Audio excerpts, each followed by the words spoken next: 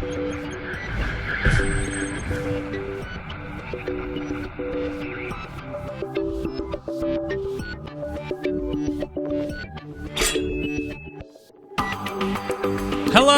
internet friends, and welcome to episode number 148 of Final Boss TV, your WoW and Game Rating Show. I'm your host. My name's Adam K.K. Bay, and I kind of messed up the pre-poll there a little bit because I had the wrong window selected, so I'm sorry for the 2 seconds you waste on your pre-pod. It happens, okay?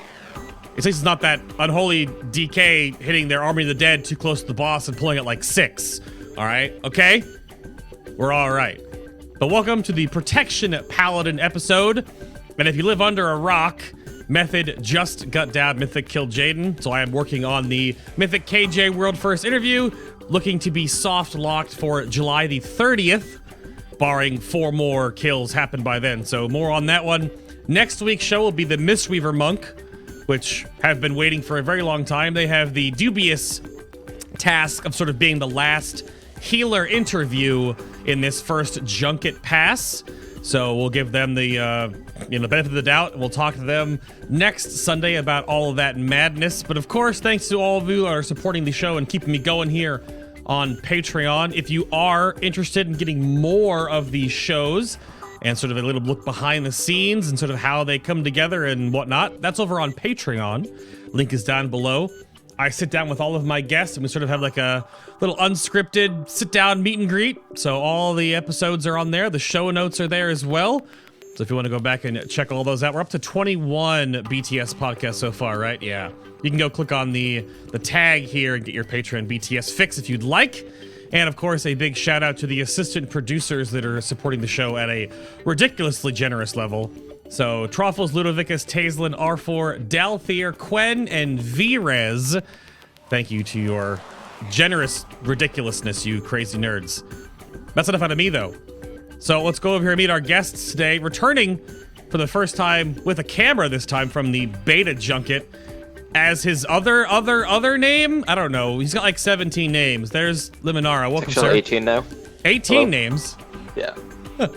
you have like 7. You want to like list them off real quick here?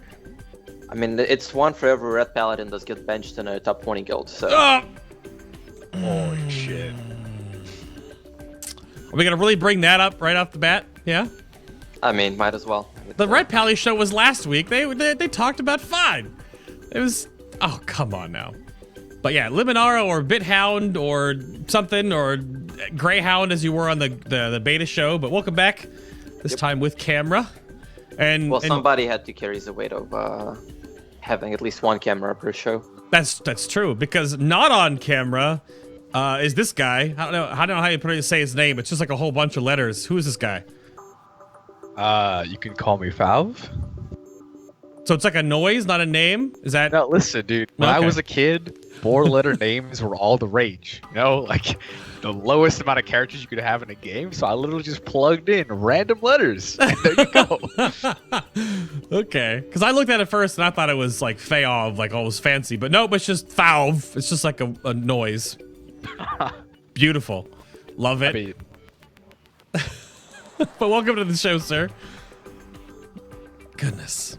So, I wanted to get up here and clear the air as we get the intro out of the way here and bounce back to both of you on what you guys both do in the Prot Paladin community, because chat is kerfuffling this and maybe people are already looking like, these names, they do things, but they're not even playing Prot Paladin right now? Why is Bay interviewing them? Oh yeah, and then there's this guy with this thing. Yeah.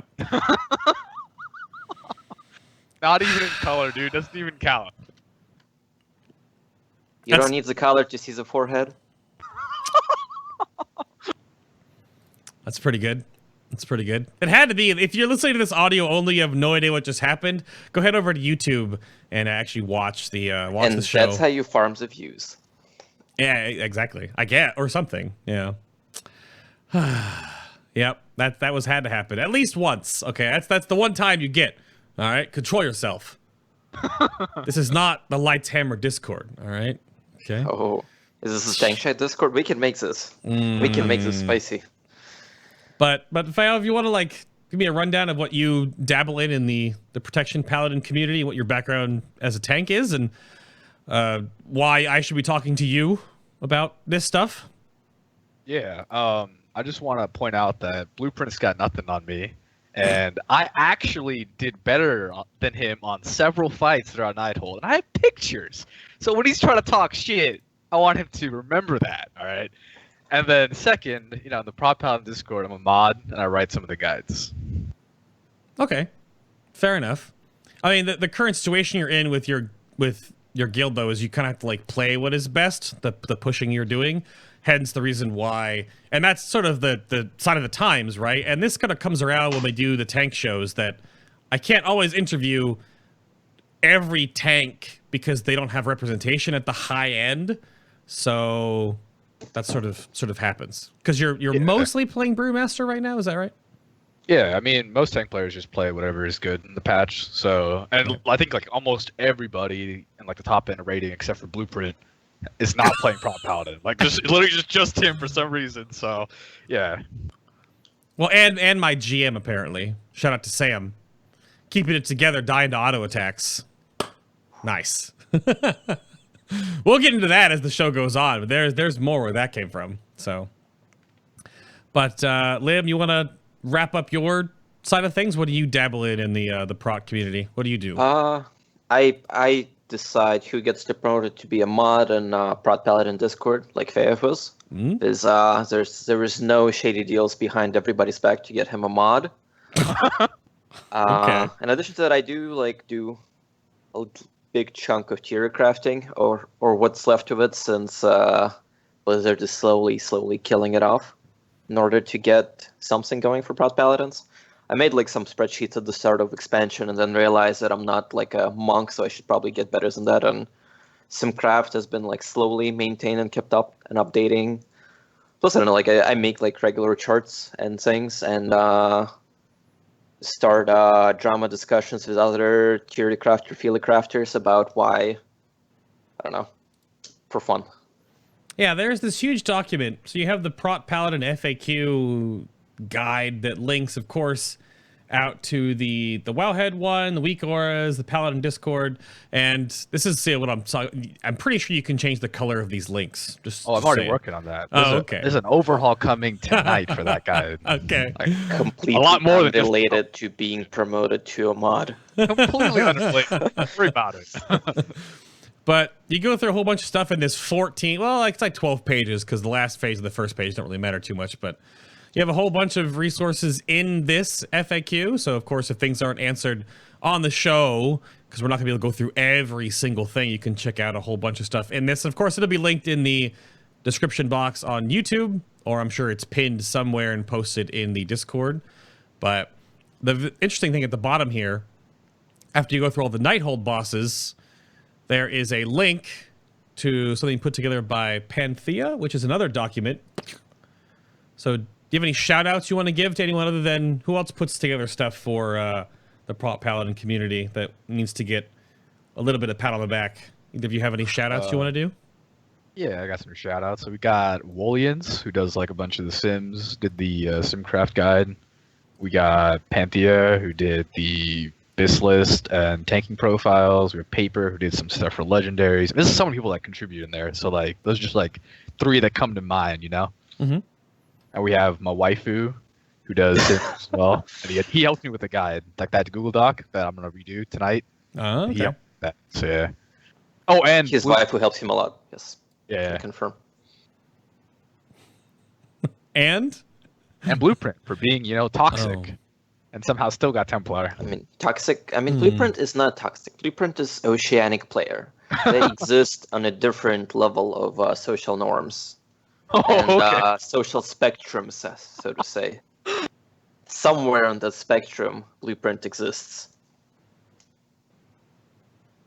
This is like typical guy talk where like your friends get bashed not only behind their back but right into their face when they can't defend themselves. Fair enough. Oh, he can defend, but he just That's chooses the best not kind to. of He likes Vance. It's the OC Vance, dude. Oh, okay. Yes. Well, we see now. Apparently, I've said that word before, and because I don't have like the British accent, I don't say it properly. So apparently, we can't use the word if we can't say it properly. So Yeah. No bans for you. no, I can't do it. I can't do it. No. So outside of those two things, are there any other big chunky resources that the Paladins can use? Is there other stuff in the Discord or things that you guys have figured out that you need to draw attention to? Or Lim, do you have anything? Not really. I mean, Wowhead guides, yay. Sponsored by Wowhead. Well, no, it's actually it's not. But but in reality, I mean, like pretty much like Paladin Discord has everything in pins. So pretty much every single question that you can ask is already answered in pins, and if you actually click on that button and you scroll through it and you read it, you're going to find an answer. Okay. How about, I always have to bring this up too, and I actually didn't have this loaded, so I'm going to bring this up for later in the show. How is the Icy Veins Prot Paladin guide? Do either of you know like how that holds up? Usually I use it on the show just for like hover-overs, which I'll use later on for legendaries or whatever, but how is this put together? I'm gonna say like this, since I actually think that people should not plagiarize, I try to do my best to just not even reading it as a guide, because I know that like there's been some episodes recently in the community, namely with warriors and warlocks, where some people don't read other people's guides, but then they like mirror them very closely. Somehow this magic happening where your guide is like matching somebody else word for word, but it's definitely not plagiarism. It's just you're both thinking of the same exact thing at the same time. Sure. Or like Discord. I wouldn't read Icy Veins. Just putting that out there. Don't read Icy Veins. So that like I don't honestly read Icy Veins. I try to see like all of the best information I see in the prod Discord and just bring it over to Wowhead guides. Okay. And just keep it, because again, like I use Wowhead guides for like even classes that I don't know. The one exception being Azertarian, just because I know him personally. So I generally like when I need specific for like about like BM and BM, like I'll look at Azergard because I know him, and if I have any questions, it's just easier for me to literally just bother him and say, you said this, why did this? But otherwise, like I mean, I stick to Wowhead, and like I said, I don't know, I haven't opened Icy Veins guide for Prot Paladin since like Kata probably. I don't know if they had them back then. Yeah, it's interesting too because there are certain situations where the guide writer on both of the prominent websites curates both. Like I can always promote both of them, even though I'll always err on the side of Icy Veins because Word Up does enhancement on both. Like he writes one, curates it, and then reformats it for the other, so they are basically mirrored, but they're by the same author. But it's both websites don't have a parity like that all the time, so there's always going to be different information on one than the other, and that's why I was curious. Yeah, like I said, I mean, I'm not gonna like go out and bash them on like Fav. Like I've never read it, so I can't say if it's bad or not. Like I'm pretty sure that outside of one major guide writer for Icy Veins who has like handles apparently 50% of the classes existing in WoW, I would assume that most of the other ones are good. I have no idea who that mysterious person might be who's writing like guides for literally half of classes in WoW, but that's. I mean, I have like the reason I don't think Icy Veins is good is because at some point during the expansion they had like some kind of like random 30% haste cap, and we got a bunch of random questions in the Prot Discord. There is no haste cap. Like I mean, there is, but it's not easily attainable, so it doesn't matter. I actually wonder if they just like confused Red with Prots. But yeah, I have. Because I remember there was like that was the thing for like Red, but I think they wanted to have 30% plus, so I don't know. Yeah, and just like the way they like present the information, there's just a lot of wrong things in it. Like the talent choices are often wrong. Like it tells you to like not use some certain talents when you should be. You know, it's just wrong. Or maybe it's just not up to date. You know, I don't know. So some of the things come out, and we'll go through all that stuff later in the stats section. But even we had to deal with one of those things recently too. And getting it out there in the platform that we have as Discord is really helpful because then you can hopefully propagate it to a few thousand, which then goes even farther than that. But yeah, someone says something, and then all of a sudden everyone's like, are we supposed to have 55% mastery? And I'm like, where'd this come from? Excuse me? What? So we never know. They always come from somewhere, or someone says it in some video, or we don't, yeah. Someone saw something, and then it just spreads. And it's not always real, but what is real are the last two patches. So we'll go through, I looked through this, and I was trying to find what was happening, and the same thing happened for Rhett recently, and it's weird because I don't know if that means that the spec is in the right place, but in patch 7.2, all I could find was the Judgment of Light update, which just means that if you have multiple on there, they'll still like tick off to people on the normal cooldown. So they fixed it, basically. And then in 7.2.5, all you had was the Ardent Defender nerf, which means that you'll still die if it goes above 200% of your HP. It wasn't even a nerf in reality. It was like a fix, was it? Yeah. And then you had the active mitigation duration change to 3 times base duration. So Brewmaster monks can't stack Ironskin Brew for 17 hours. And Repentance and Blinding Light lost their damage. But that was it from these patches. And I haven't seen anything on 7.3 for Prot. So, well, I mean, I don't think there's been a lot of info picked up for 7.3. Like, I think most of the data that I remember seeing, data mined was just hotfix that went in after that are just now being picked up. Mm-hmm. Yeah. But I mean, that was a thing that like they haven't been really touched since 7.1.5 because the Judgment of Light changed. Like, it's nice, but it's literally meaningless in pretty much any relevant environment. Like, only person who cares about it is probably your Holy Paladin in your raid because now they have a chance to use that talent. And otherwise, I mean, the AD absorption cap, I'm pretty sure there was some sort of absorption cap on it before, because I remember, I'm going to say in Heimal on Morak or something, that if you solo soaks the balls, it could kill you, it could not kill you if it like absorbed too much damage. So I don't remember 100%. I remember there was like something of that nature back then. So, but in reality, like if you're taking something that's doing like more than double your max health and damage, like you probably shouldn't be taking that. Right. The SOTR charge is like change. I guess it's like a tiny nerf if you're playing Bastion of Light, because then you can just like triple pop all 3 charges of Shield of Righteousness and like with whatever you had before. But in reality, like that means that you can't go over like 14 seconds. My math is hard. So it's like you're never going to go to those values of Shield of Righteousness anyway, so it changes nothing in reality. So it might have been like a nerf for like monks mostly, but for everybody else, it's like, who cares? Yeah, I mean, there's no other tank that really gets punished by that other than monks, because you will never really have a situation where you go over 3 times the maximum duration of Shield of Righteous. Like, even if you use Bastion of Light, it doesn't really hurt you. You just have to delay 1 charge. Yeah. That's it. So. Yeah. So that change was literally entirely targeted at monks. Like they could have not even made a change to any other class, would have been fine. The AD cap change, I think, was needed because there's just a lot of dumb things you can do with it. But at the same time, like for example, like if you look at like Maiden, right? If AD was not capped, you would have to use no skills but just AD. I mean, it's pretty much the same thing right now. You only need like Shield of Righteous and Ardent Defender on a Maiden to smash, but you could not even have Shield of Righteous and still survive. Right. Yeah, there's a few things. That's all I found for the tweak. So does that, to go back to my first question, does that mean that Protection Paladin, or we talked about this on the show last week with Retribution Paladin, does that mean they're okay? Or does that mean that Blizzard doesn't know what to do to like fix some of the potholes that are developed in that class over the course of the last 9 months? Because I mean, I would say with Paladins, like those potholes didn't develop in the course of last month. They developed from whenever Mist of Pandaria ended.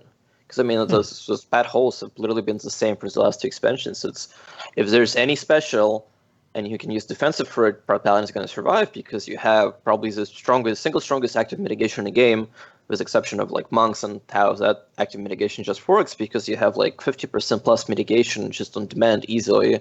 Don't need a personal, like don't need cooldowns. Like there's most of the specials, especially with magic damage, you can just use like your active mitigation. You can just do like Shield of Righteousness, like plus a minor defensive, and you're going to be fine surviving.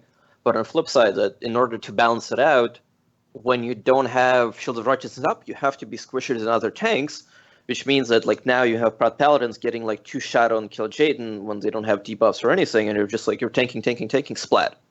Yeah, the issue has always been not specials, but always like the auto attacks in between. And even then, it's like doable. It's not like the class is not viable by any means. It's just it's not like Warriors on Odin.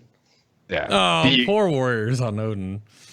Like literally every other tank has 100% uptime on their active mitigation. Like DH is kind of sketchy. I know like Demon Spikes, and then after the new tier, it won't be like that. But they're really bad too. True. Like it's no coincidence that the tanks that don't have 100% uptime on their mitigation are the worst tanks right now. So, I mean, in a way, I lump. Obviously, you have the 2 shield tanks, but I kind of put in a way that like Demon Spikes is almost a pseudo like shield block style mechanic or SOTR sort of thing, right? Like it's not Stagger, it's not Iron Fur, it's not.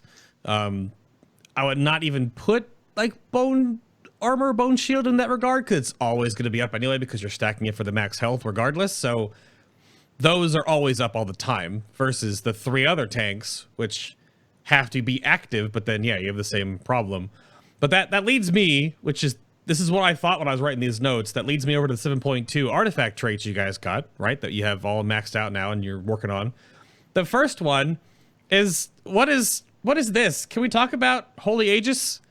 Because if It's awful. You're dying to auto attack, so they gave you 4% parry. All right. Like, it's a small DPS increase, and it's a small survival increase too, because parries proc Grand Crusader, which means more Avenger Shield. Right.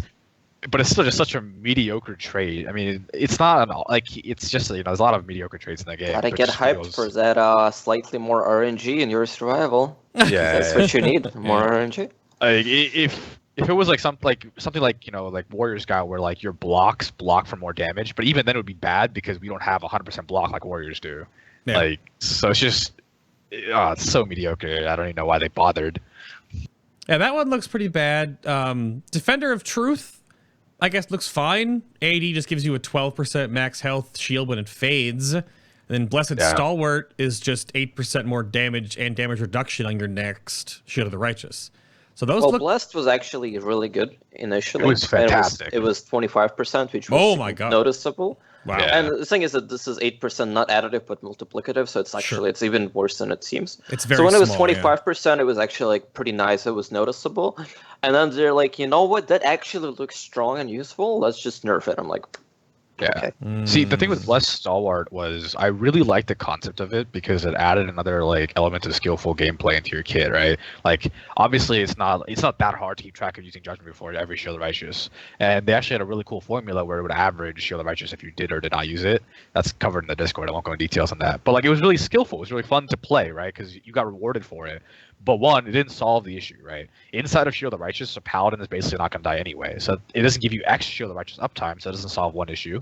And two, when you make it 8% from 25%, like, you can just pretend it doesn't exist. Like, you don't have to worry about it. You can just get the passive benefit. Like, when it was 25%, you'd actually encourage good play. Whereas now, it's kind of just passive.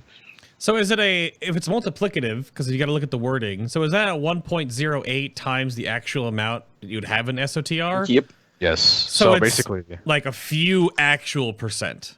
yes, like it's like 50%. Like, it depends on how much mastery you have right now. But like, if you're inside Consecration without T19, you're gonna have like around 50% damage reduction, just approximately a little more than that. So you'll get 8% on top of that. So 4% extra. It's okay, but it's not amazing. Yeah, that seems pretty small, considering.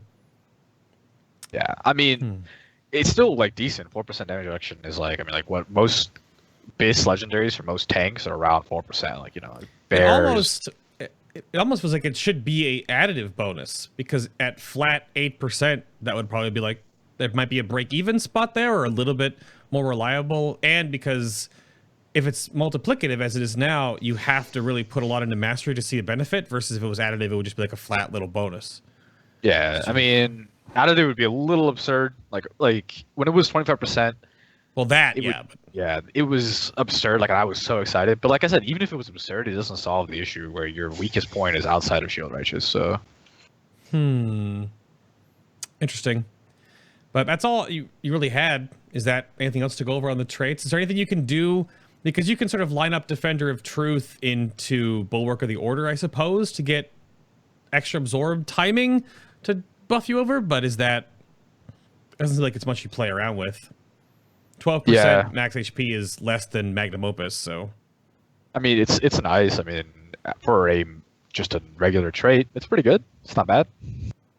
And it encourages using AD more. Like, when people come to me asking to look at their logs and see what they're doing wrong, I see a lot of Paladins think they need to hold AD for like when they're gonna die for the cheat death effect. But in reality, it's better to just use it for the damage reduction, the health, in general. It's just nicer, unless you need it for a cheat death effect. Okay. Fair enough. Outside of that, I want to sort of bring up something that's let's get a little more discussion-oriented right now. So you both have sort of peppered it in the openings here, and I wanted to bring up the feel of Legion tanking, sort of how it's been developing over the last, 9 months or so now. And we're in Legion Tier 2. If you want to like follow like the tier 0, which is like Emerald Nightmare, Tier 1, which is obviously Nighthold, Tier 2 now is the Tomb of Sargeras, Tier 3, of course, on the horizon being Antorus, the Burning Throne on Argus. But so what's your initial feel of tanking when you first started out versus now? And I'll go to Lim on this first because this is sort of his point, because like you were saying in the BTS podcast when it got kind of spicy last night, that it's always spicy. You've been wanting to tank less and less, like you're having less fun tanking. So like, talk to me about that. I mean, I would say for me that's been like general feeling since the end of Mist of Pandaria, is that as the time went on, tanking just became, I felt like, less and less rewarding. Because like I said, Mist of Pandaria like was honestly like tanking as a role was overpowered. Like you could literally just like solo carry a raid. When you pull a boss, you go like Cap Vengeance, you number 1 on healing, number 1 on DPS, just like soloing bosses and everything. So I mean, like honestly, that was I was like overtuned, but it was fun. That's the thing. That was probably the most fun tanking gameplay there was, because on one hand you would mix damage done, but you still wanted to see like how much damage could you mitigate, and the more damage you could mitigate, the more damage you could do. So it was like it was really fun gameplays that you were trying to take more damage but without dying and without having to rely too much on healers, because healers couldn't keep you up if you were just pushing vengeance. Like you would not be able to do it. So what happened going into WoD was we lost vengeance and we got resolve. And resolve was probably going to be a good mechanic because you have the more damage you take, the more healing you do. But then I felt like Blizzard like messed up the tuning or something, or just kept it too low. But like half the time, like I remember we were doing Mana Rust Falls, and you would just basically cap resolve standing in a green puddle like before, like just from basically non-existing damage. So after some like your mitigation capped very early, and it was very spiky with resolve. Like you would either sit at 0% resolve or you would like hit at 250. So it was like, I don't know, it was very questionable mechanic. And going from Mist of Pandaria, when you had like interesting tank mechanics where tanks would be able to sort of like min-max, going into WoD, you lost a lot of it. Like I remember when we were doing HFC, and it's like you get to, what was it, like Lord Zakun, and you have this like down phase where like he smashes you with a hammer, you go down in shadow phase, and like there's like a different part of the fight. And like before we even pulled it, like I see like, oh, like it says like, oh, he sends you to like a separate shadow realm. I'm like, oh, it's gonna be like Shah of Pride in Siege, where you have like the balls, you have to run, collect them and everything. That's gonna be spicy. And then at the end of the day, you get to Lord Zakun, he just smashes you, and you just go and set on the market for 10 seconds, AFK, and then come back. And I was like, okay, that's not a fun mechanic. And then you get to Archimond on Heroic, and you're literally, your entire tank gameplay is just smashing /sit as you're getting pushed against the rock and trying to die as quickly as you can. Like that, when I got that mechanic, and when that was the number 1 strat, I was just like, are you serious right now? Like the best strat for this fight involves me killing myself like 5 times over in a single boss fight. Like that is, like I would say that is like probably the worst design I've ever seen. And the irony of that is once we got to TOV with Helia, once tanks try to do the same exact strat as they did on Archie, it was bugged, it was exploit, people got banned, and you're just like, Blizzard, like, can you be consistent? Like, you're saying that, oh, like, well, if tanks die since lives don't spawn, that's an exploit. But if tanks die and the conduit despawns and nobody's taking damage and you just BRS, that's fine. Like, just consistency, please. Yeah, there's a couple situations where that's happened, and like that's where you there's a weird line between, is that a strat you use, like sacrificing people to soaks or sacrificing tanks has been a thing that's been around for, as you going through, like at least the last expansion or two. But then, yeah, when we try to do it again and then it becomes an exploit because Blizzard doesn't think that we're gonna do things like that. Yeah, and the second issue I have is just in general how Blizzard, I remember, I think going from MOB to WoD, Blizzard had this whole stance on, we're gonna nerf your active mitigation, we're gonna nerf our cooldowns, because back in MOB, all of your cooldowns were basically twice as long, and a lot of them were stronger when they shorter cooldowns, so like you had way more personal defensives. Going to WoD, we're gonna nerf your cooldowns, we're gonna nerf your active mitigation, you're gonna stop dying to auto attacks, and your cooldown usage is gonna feel more rewarding. Which at the end of the day, none of that happened. You were like ask like Tanks and Butcher how much more rewarding it was just having to rely more on externals. And I mean, going through the entirety of WoDs, it was very, say, like questionable tuning. And again, like that's when Proud Paladins suffered. I remember back in Blackrock Foundry, where part of Blackrock Foundry issues with Proud Paladins that so weren't Monk or Blood DK, where monks would go in and just like take every single mechanic known to man and survive it just fine, and Blood DKs would go take every single mechanic known to man and heal it up and like top damage. So it was like, you're complaining about tanks doing damage, and then you go and make your Breath of Sindragosa is like infinite uptime, infinite healing, infinite damage. Like that's okay. But the issue is that just like the Blizzard mechanics, it's like, especially I remember going into even more like first we had the whole like you're going to stop dying to auto attacks going into WoD. Going into Legions, there was the whole notion of we're going to make tank mechanics interesting. It's not going to be taunt to 2 stacks. It's going to be fun, engaging. Both tanks are doing something. Happy fun time. And then we get to have the bosses, and it's literally taunted 2 stacks, taunted 3 stacks. As soon as you get this debuff, taunt me so you don't kill everybody in your raid by purple lightning, like those sort of things. Well, there was a couple, I brought this up before on past tank shows where I actually thought from looking at the outside, you know, as I only am a melee DPS, some of the tanking mechanics in Nighthold I felt really good, but I brought up like Star Augur, where you could technically one-tank it, but you're not just taunt swapping. Like, you're responsible for helping clear the room for your raid, but your raid is responsible for putting the poop in the right spot so you can clear it properly. There was a back and forth on that one. But bringing it up on previous shows, they did do some interesting tank mechanics. Like, that's 100% true, but at the same time, it's not like at every single expansion prior to Legion, we just had like 0 interesting tank mechanics. Like, there were some, they just weren't always present. And that's what happened here, is that you have some tank mechanics, but they're present. Like, I mean, Scorpiron was nothing interesting. Let's just go right through the dungeon. Scorpiron was boring. Chromatic Anomaly, like you press an extra button, that's pretty boring. Chilex, nothing. Spellblade, Tyke was maybe interesting, because depending on how you handled it. Croesus was, again, completely boring. Botanist is... I mean, as long as your bear doesn't go into human form and try to tank that way, Botanist was also pretty okay. Like, Star Augurs was interesting, but then Star Augurs, like, you just had every single warrior being happy that they're getting sad for, like, their whatever co-tank to solo tank. You have Grand Magistrix, which, again, pretty much nothing happened. I guess Gul'dan was interesting when you get to see your tanks flying up the edge, and... Wow. Well, also, actually, Gul'dan had very interesting tank mechanic. It just involved mages and warlocks. That was the interesting tank mechanic of the tier. You play a mage or a warlock, and then you have to tank the orb. I don't think the tank mechanic on Gul'dan was meant to be for anyone, like an actual tank. That's definitely meant to be for a mage. Yeah. No, but that's what I'm saying. They got the interesting mechanic. It's like, oh, there's like a spicy ad that spawns. You need to like dispel something, spell steal it, tank the ad. Yeah. No, I enjoyed, honestly, like, out of Nighthold, I think the fights I enjoyed the most as a tank was Gul'dan and Augur. Those two were really fun. Everything else seemed just kind of simple, swap when you're told, stay alive, the end. Yeah, and also they in this Legion, they started to put more emphasis on the horrible mechanic of artillery from what's it called?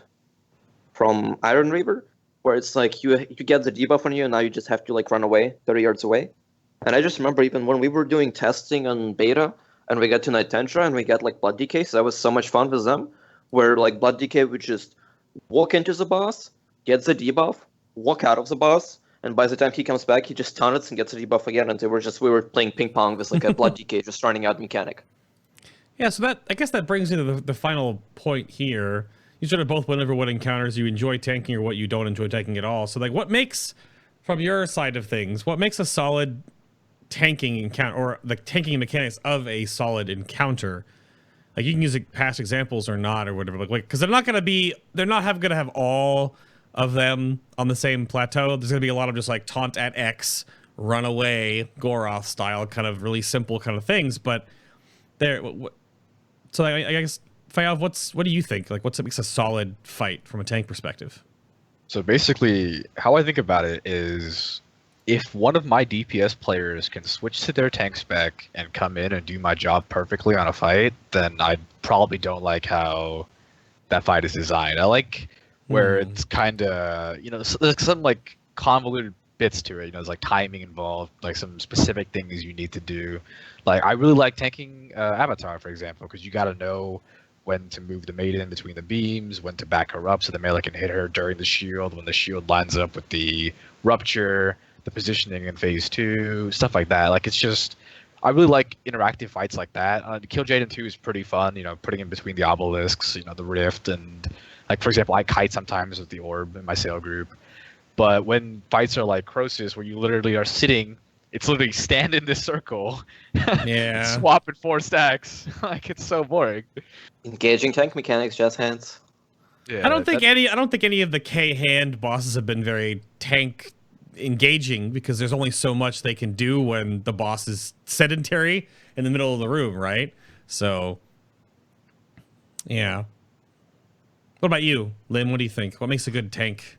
I mean, I feel like some things that actually makes you like. I mean, right now tanking is pretty much like taunt when you're supposed to and position the boss and position yourself. I don't think that those are like interesting from gameplay point of view. Like I would say interesting fights where you can tell the difference between gameplay between a good tank and a bad tank.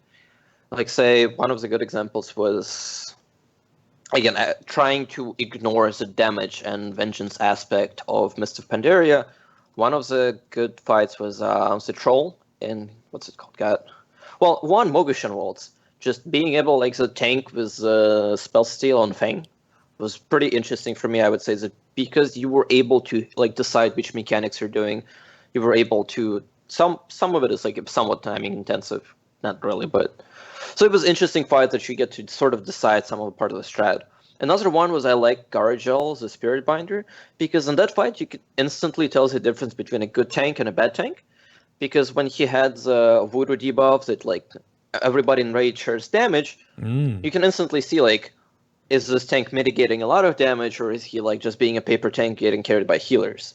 That once you moved on, like you would see that like like some tanks like they look solid on every single fight, but then you get to Garajal, and your rage just melts because you realize that your tanks are actually just terrible and they're literally being carried by healers. And on that fight, like healers can only carry you so much. Well, if you have a different tank who's like mitigating perfectly using good defensives, not so much self-sustaining, but so on, but you can see that the raid is not taking any damage. You can rely on the tank. I mean, another, I would say, kind of gimmicky, but also pretty fun fight from the same instance was Will of Emperors, where you can do the dance, and just doing the dance alone without even like scumbagging for vengeance, you could do significant DPS. Yeah, I mean, big thing. Good. There's like a few more fights where Blizzard would actually like do some more interesting mechanics. Like I would say Nourish and Siege. It's also interesting mechanic is how you get Sundown. You have this like little whatever, like Shasing you have to tank. You can either like try to kill it. I know like a few people killed it. You can just like stay in it and survive it. Even some people I would just remember was just like try to go man mode and just like try to stack up vengeance on it to come out and like do more damage. So it was interesting. So I feel like fights that either like push your tanks and for raid benefits from them taking less damage, like for example Spirit Binder, or some other fights where you just do more damage and you get potential to do more damage, not by gear, but like by gameplay. Not just like, oh, you have your Guardian Druid with bracers and legs, just smash that button during Incarnate. Yeah. You got something else to add, Faov? Oh, yeah. No, I mean, one of the biggest things for me in this expansion is that it feels like you have a lot less control over your own survival. They took away like a lot of like the self-sustain from previous expansions, which makes like bad tanks allowed to be carried by just good healers, and just feels really unrewarding to play. And it's really hard for a raid to like really see when a tank is good and doing their job, because the mechanics are so simplified and the healers can just kind of carry you through any damage you take anyway, where it doesn't matter. Which is why I really enjoy fights where like what Lim said is like you are doing something to noticeably make the raid take less damage, or just something convoluted just makes you look good. I don't know. I love looking good. Just not on camera. Apparently not on the camera. Yeah, not on camera. College student. Yeah, exactly. So that definitely leads into a more contentious point right now, and sort of I teased Faov about playing Brewmaster Monk at the beginning of the show, but the S or S plus tier tanks right now, if you're not playing, it was a really egregious thing, at least in Nighthold, where it was Brewmaster and Bear or get the hell out. Now it's opened up a little bit. Blood DK is in there, but that still brings back to the whole, like, where does Protection Paladin sit in there? Or what level of progression do you really feel like that actually becomes a thing you have to do? Because when you play what the guild needs, that makes sense. But what do you determine? What do you find out about, like, well, these 3 or 2 tanks are worthless, don't play them, play this only? Like, how do you come to that? All right, so I'm going to hit you with the rankings, all right? Everyone's going to want to listen to it, because I get this question all the time. Hit him. In tank chat. And in, like, Prop Paladin, like, everyone always asks this question. All right, so this is how the rankings works. All right. So I think that, first off, I want to say that Warrior is super underrated. I think it is probably, like, in the top tier of tanks. Like, all the damage this tier is blockable. And when you can block damage, Warrior is just absolutely fantastic. Like, they're really, really solid right now. And just the new Spell Reflect, any relevant magic damage that comes their way, the Spell Reflect is just so strong. They have a lot of cooldowns to handle, like, pretty much any situation, right? But the way I think of it is, like, Blood DK and Monk are probably, like, the 2 overall strongest tanks. Bear is, like, right there with them. But Bear brings, like, utility, like Roar, which is massive. Yeah. Like, and you can quote me on this. Like, I haven't seen Method's, VOD or anything. The reason Method ran 2 Bears on Kill Jaden was for Roar. Not because Bears are insanely good. It's literally because of Roar, right? And I think we're probably going to look to do that as well. But basically, yeah, so basically Blood DK and Monk are the top 2. Bear and Warrior are not far behind. And then you have, like, Paladin, and then you have DH at the bottom. And I think that the level of progression at which this matters is pretty much only the cutting edge. Like, when you play, Paladin is really not in a bad state like people think. It just requires a lot more focus than other tanks because you don't have 100% uptime in your mitigation. And it's a little more gear. It's a little less friendly with less gear than other tanks. If you have more gear, it's a lot easier to do better on Paladin. It's really noticeable. Mm-hmm. Okay. So, if you're not in, like, one of the top progression guilds, by the time you reach the point of these bosses where you really want to min-max, you're going to have the gear to have Paladin be just as good as these other tanks. So and this is funny how, Bear would be even higher up there regardless of the 1 minute raid-wide sprint via Roar. But they've been nerfed. I think they've been nerfed 3 times since launch. Like, some pretty heavy-handed ones. Obviously, Mark of Ursol's is gone. They've lost a lot of armor on Ironfur. That's been toned down as they gain more gear anyway. In beta, it was 100%. Like, it's 60% now, I believe. Like, they've been continuously knocked down, and they're still way up there in that contentious point for you could just bear tank everything. Ironfur got nerfed because all of the bears went to forums and complaints that Blizzard, we're gonna armor cap in TOS. Blizzard, we're gonna armor cap. Why is our mitigation not working? So Blizzard's like, armor cap, you say? 20% up. Welcome, enjoy going up to 4 stacks again. Right. So I feel like bears have just really strong design in general, where you have your mastery, you have your verse, which are just good. Your Ironfur has 100% uptime, so you have the same, like, constant physical mitigation. And with your health pool, you can take some magic damage, but you already have a significant chunk of damage mitigation if you choose to have it. Like, you can put it in talents, you can just from gear itself. So it's like bears are also pretty fine. Okay. And I guess the point that I brought up here with Blood DK becoming a thing, and we talked about this on the Blood DK show, because at the time, the few weeks ago or so that we had the show on, they weren't looking very good going into Tomb of Sargeras. Their set bonuses were propping them up a bit, but mostly it was the damage amp that they were given and the new legendary combinations that sort of came about with the patch. And a lot of it, though, when I'm watching videos or looking at things or watching streams and I see Blood DK as the main tank, it's also an HP factor. I'm pretty sure it's rather okay to have like an 11 to 12 million constant HP tank as your main tank, because regardless of, and I bring up this with the problem with Shield of the Righteous, a Paladin is not going to have that amount of HP. They'll have their windows of huge damage reduction, but would you rather take a 6 to 7 million HP tank or a 12 million HP tank? I mean, HP is like only, I mean, yeah, there's a concept of EHP and all that, but I think it's only really relevant. Like, the way Blood is that it just naturally has less mitigation. It takes more damage on the tanks, but obviously it heals it back in like tons, huge amounts. But unless you actually die, your HP is not that relevant to you. Like, yeah, but it does make you more vulnerable as a Paladin because not only do you not have 100% uptime on mitigation, you have the lowest HP pool of all the tanks, so you can put yourself in a position to just get insta-killed if you're not playing properly. Right. That's why I brought that up. That's always a devil's advocate thing. Like HP and effective health kind of stuff, that obviously has been bounced around and thrown around ever since like the feeling and theory crafty, math crafty stuff has gotten more serious, I guess, in MOP when the talent changes and vengeance and blah, blah, blah, blah, blah. But it's still, it must free up something for your healers when they know their tank isn't going to be two-shot by 2 autos or like 1 special, 1 auto because you have so much more HP.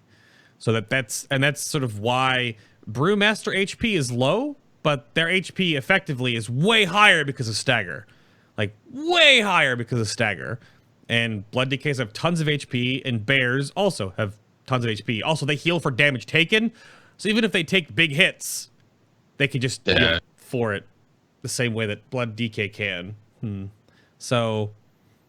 Like, I don't think HP will solve Paladin's issues. I think the only thing that will solve Paladin's issues is more haste for more Shield Righteous uptime, for one, and just really focusing and playing the class as best as you can, because... yeah. How about more parry, though? Like Holy Aegis, more parry? Oh boy, I love some more random when I'm trying to survive. It's like, flip a coin. Do you parry and just get 2-shot or not? Oh, well, never know. That's such a weird... I remember back when the new traits came out, too, that y'all, like, skipped all that new stuff, or most people wanted to go for their new thing. That's always really bad when you get your new stuff and you're like... Yeah, when we first got it and we saw those 25% on Blessed Stalwart, everyone was like, rush that thing. And then we found out that like it got nerfed. We were like, okay, go get Concentration and Flame if you want more damage or whatever. Like, it's still good. It's still worth it. It's like, you have all of those traits for relics. What do we pick? Consecrator and Flame. Just Consecration. It's fine. So then, to wrap all this up, are there any major bugs or tomfoolery or issues with Protection Paladin right now that come to mind, or like things you're finding are not working as intended, or is everything working fine? It's just numbers are kind of low. I mean, they did fix a lot of the issues, like the Judgment of Light thing. They regarded that as a bug, so multiple Judgments of Light stack, which is a nice change. For Holy Paladins.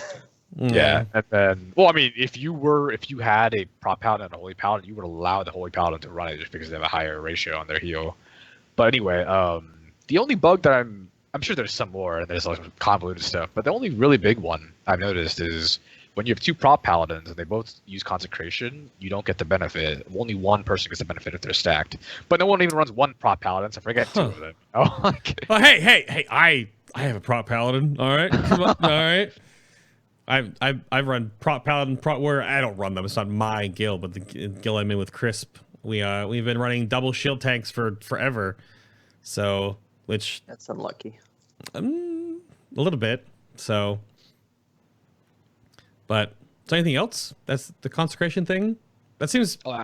Yeah, actually, Warriors reminded me. It's not just Prop Paladins, but yeah, if a Holy Paladin or a Red Paladin uses Consecration, then it won't give you the benefit either. So, like, if you're, like, doing a dungeon or something with your Holy Paladin buddy and he wants to DPS and drop Consecration... You're like, please don't. I want my Consecration, you know? Well, luckily, you never do any content with Red Paladins, so that's only issue with Holy Paladins. Wow. That is... The Red Paladin nonsense right now is so funny. I feel for them. I've been pushing for them to get that fix and to figure out their T100 talents, which is basically the problem with... But whatever. They're hopefully something soon. But Feral Kitty Cats get the big attention in 7.3, so probably no one else. But anything else from the first half of the show that we may have missed over that you want to make sure you throw out there before we move this along to get a little more stat oriented? No, that's good. Nah. Y'all set, Lim? Nothing else you want to ramble about? You sure? Yeah. You sure? That. Yes. All right. You guys check out the BTS podcast that I put together with these two guys last night. It got quite spicy, and where you can find the BTS podcast, of course, is over on Patreon for the tiers. They have different rewards. You can get the show notes, you can get the BTS podcast or so, but it's only 46 minutes with the three of us last night. Some of these last a little longer. The Preach one, where Preach and I talked about how Legion is so far, was about 2 hours long, and all of the BTS podcasts, which sort of just double how the podcasts are, is they're only available on Patreon again. So thank you both for supporting the show and keeping it going. If you want to go follow along in the show notes, those are also listed there if you want to see how the shows are put together. Or if you want to support the show in a more physical means, you can head over to the Designed by Humans official apparel shop, which has t-shirts, tank tops, hoodies, phone cases, art prints, a whole bunch of things, and a whole bunch of things coming soon. We have 4-ish new designs on the way. We will, of course, have sort of the high five shirts that we do when the Mythic First Guilds get their world first kills. Like we had the Gul'dan shirt. This is the more design focus we're going forward. The previous ones I was sort of integrated the guild that was really in part of it, but these three these are the old designs, but they're still really, really nice if you were interested in grab any of those, of course, or you can pick up one of these bad boys and take it to BlizzCon with you and find this Sparkle Dragon if you want to blame all of that. Or, of course, the Little Final Bosses by Fabelina. And the support on the DBH shop just allows me to keep working with our local artists in our little corner of the world making these things. But, of course, if you've missed the show, live or otherwise, you can go check out... Oh, that's my face. Get out of here. You can go check out the YouTube channel. This is where I post all the side content and discussion videos that are being put together now that may or may not be a little controversial. But all the past shows are also organized there in years. So the 2017 series of the show, the 2016, the 2015, like it keeps going back and back and back, right? So you can go check out all of these shows all the way back to 2013. If you want to go see Babyface Sko, he's back here. You can go check all those out. Those are all put together, or you can check out the show on iTunes, Stitcher, or Google Play Music. Just search for FinalBossTV if you want the audio-only shows of the main show, of course, you listen to right here. Or you can go check out the website, and you can hook into the RSS feed that way and do it like that. But that's enough out of this little break. Let's talk about stats and things. And first off, though, to sort of soften the blow, I want to bring up the Mage Tower, as I have to, because everyone's opinion on this is quite different.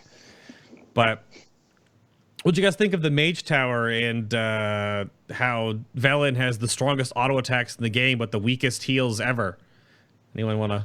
What do you think of the Mage Tower? I feel like Mage Tower was really good and fun, and then they decided to nerf it 3 or 4 times. Yeah. So that was interesting. It's interesting because Blizzard had the whole sense of like, this is content for the rest of expansion. It's supposed to be very challenging. You might need Argus gear or like Tomb of Sargeras gear to beat it, and then it's like, you know what? We're gonna nerf it once, and we're gonna nerf it again, and we're gonna nerf it the 3rd time, and now we're gonna stay it like this, and it's just like, why? And which also doesn't fix the issues that like, if right now, even for like most casual players, like Mage Tower is still gonna be really hard, and then they're gonna get legendary legs, which is gonna allow them to have much better cleave, and then Mage Tower is gonna be really easy. So it's like it's kind of like legendary dependent. And that, like, well, now it's doable even without the legendary legs, but they just, like, simplify first phase just so much that it's like, why are you making content, like, not gated behind legendary, but, like, one thing that's already good just, like, solves it for you. Like, I could see if, like, every single Mage Tower, they just, like, for every single spec, it's like, if you have Prioritize and Cephus equipped, you gain 20% damage bonus because at least something is good happening to you. But here it's like, no, you still want the legs. Yeah, so, I mean that's... The way I look at it, right, is, I mean, people always think I'm, like, super elitist about the Mage Tower or whatever, but basically, it was done with legs and Cephas with an Arcana Crystal. Arcana Crystal is not even, like, a good trinket for DPS. It's solid, it's not bad, but it doesn't have strength on it, right? Which is our best DPS stat. And it's been nerfed like 4 times since then. Say like legs and Cephas together, like we'll be super generous, give you a 20% damage buff. Okay, like you're proccing Cephas on cooldown 20%. All right, the Mage Tower has been nerfed 4 times, 5 to 10% HP every single time, like, and a bunch of other like changes to it, like the frequency of things happening, frequency of orb spawning, frequency of inferno spawning. There's so many nerfs to it. There's no legendaries that can really hold you back from it. The only thing that holds you back is your own gameplay. So like it can be done. If you could give me like an 890 Paladin without legs or Cephas, I would be able to do it easily at this point. So Use this Twitch chat. Well, Message him after. I'm not trying to like, was there a reason that, because I don't tank, I tank a little bit on my ults, but is there a reason why the Prot version was so much more HP intensive and damage like focused than the other tanks? Is that really because Prot does the most? Well, I have a working theory. I have a working theory for that. Okay. Because right before Mage Tower came up, it was a bug/exploit/clever use of game mechanics since literally 7.0, where you could have permanent Seraphim uptime in every single content if you did something in Arcway. And like pretty much everybody knew it, but like, well, a lot of people knew about it, but like pretty much nobody used it at like any relevant content. And even when people did use it, it was briefly. And then like I want to say right around 7.15, pretty close to 7.2, it somehow like got re-leaked and it blew up, and literally every single person like started running permanent Seraphim uptime on their Paladins, which when you consider that it's like 2k stats, maybe 2.1k, something like that, like it's insane amount of secondary stats. So once you add them to your class permanently for a cost of a single talent, because you're not spending holy power on it, you're not having 50% uptime, you're just permanent 2k stat, 20k stats. It was pretty noticeable for Paladins at that point that Paladins were probably doubling other tanks' DPS. It's very possible. So I don't know if Blizzard just looked at logs and say like, well, we have Paladins over here who are doing like insane single target and AoE DPS, and we have all of those other tanks struggling behind. Maybe we should make their challenge more harder. Well, make it more challenging. Double the HP. It was nuts. Like And I will admit, it was nuts on release. Yeah. So I mean that's the only reason why I can think of that Blizzard saw that all of the Paladins were just doing sick DPS and didn't know that they were also abusing permanent Seraphim bug. So that's why they tuned Mage Tower according to that. Because otherwise, like I said, it was doable. Like I think somebody did it like during the first tower. But at the same time, it was also like if you could do Prot Paladin during the first tower, you could do every other class just as easily. Well, much more easily so. Yeah, and then you had like bears like opening from stealth and stunning him, so you didn't have the field. Like there was a bunch of like nonsense with it. I remember that. Yep, the aura would stop apparently. Yeah. So that was just nonsense. But I think that it was definitely overtuned on release, and people had the right to complain back then, especially since there's just a bunch of bugs and stuff with it too. But after 4 rounds of nerfs, it's doable. Anything, just play well and you'll do it.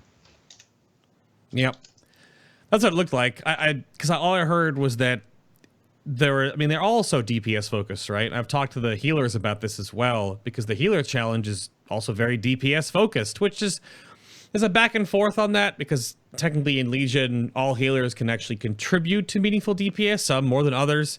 Druids and Holy Paladins can do way more than the other specs, but they had less of a problem with the Mage Tower challenge, one-shotting, two-shotting it, because they just go through and cat form all of it and kill it all or whatever, or just shock it to death. But versus the other healers, of course. But it's weird to see that how much damage focus was on the tank and healer challenges when that's not their main job. With that point though, right? Like yes, tanks it's not their main job to do damage. But at the same time, like if you look at just like a baseline tank's performance, like if you just press like your mitigation and TAW when you're supposed to, you can pretty much like AFK. I think doing your rotation properly, minimizing the damage you take, maximizing the damage you do, at the same time as doing the mechanics and multitasking, handling interrupts, positioning, all of that stuff was part of the tank challenge. I think it was a pretty adequate challenge. I know people on like Reddit complained about this had nothing to do with the tank challenge, but it did. Like that challenge was fairly adequate for what a good tank should be. I feel like the bigger source of complaints that I saw and like was probably more appropriate is the whole like Mage Tower's position as like your ultimate class spec challenge. And then a lot of classes and specs just didn't use like a lot of their tools. Like I remember, I think it was like mages who were complaining that like, oh, we get into this like class challenge and there's nothing to like spell steal or dispel, which would be kind of like part of the toolkit.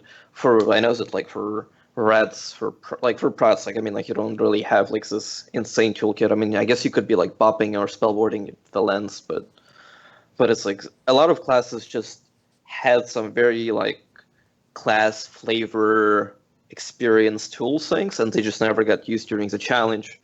Which why I can see why some people were upset. But I mean the whole like tank DPS, it's like, oh, like if you want to, I mean I don't know, it's pretty doable even if it's very low DPS. So it's not like they're forcing you to do sick DPS going for rank 1 pars.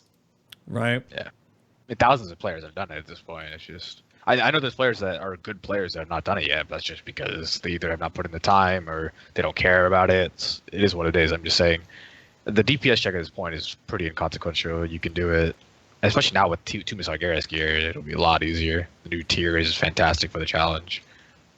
All right. So stats then. Talk about all this damage, nonsensical kerfufflery. So talk about stats. And you've brought up haste before. Haste. But yeah. How has gearing for tanking evolved for the Protection Paladin? Because you say haste, but is it not a slow shift? I brought up the mastery joke earlier, but I thought you actually wanted a little less haste now and more mastery because you wanted larger shields. Ever since Blizzard actually decided that we should have holy power back in Mist of Pandaria, your number 1 status haste, then it's like until Blizzard changes class mechanics, your number 1 status haste, because the issue is right now, if you have Shields Righteous up, you're not going to die. Like, you're going to be alive. So, Mastery, yeah, you'll take less damage, and it might help with, like, some nukes, tank busters, but, like, you're still going to survive them.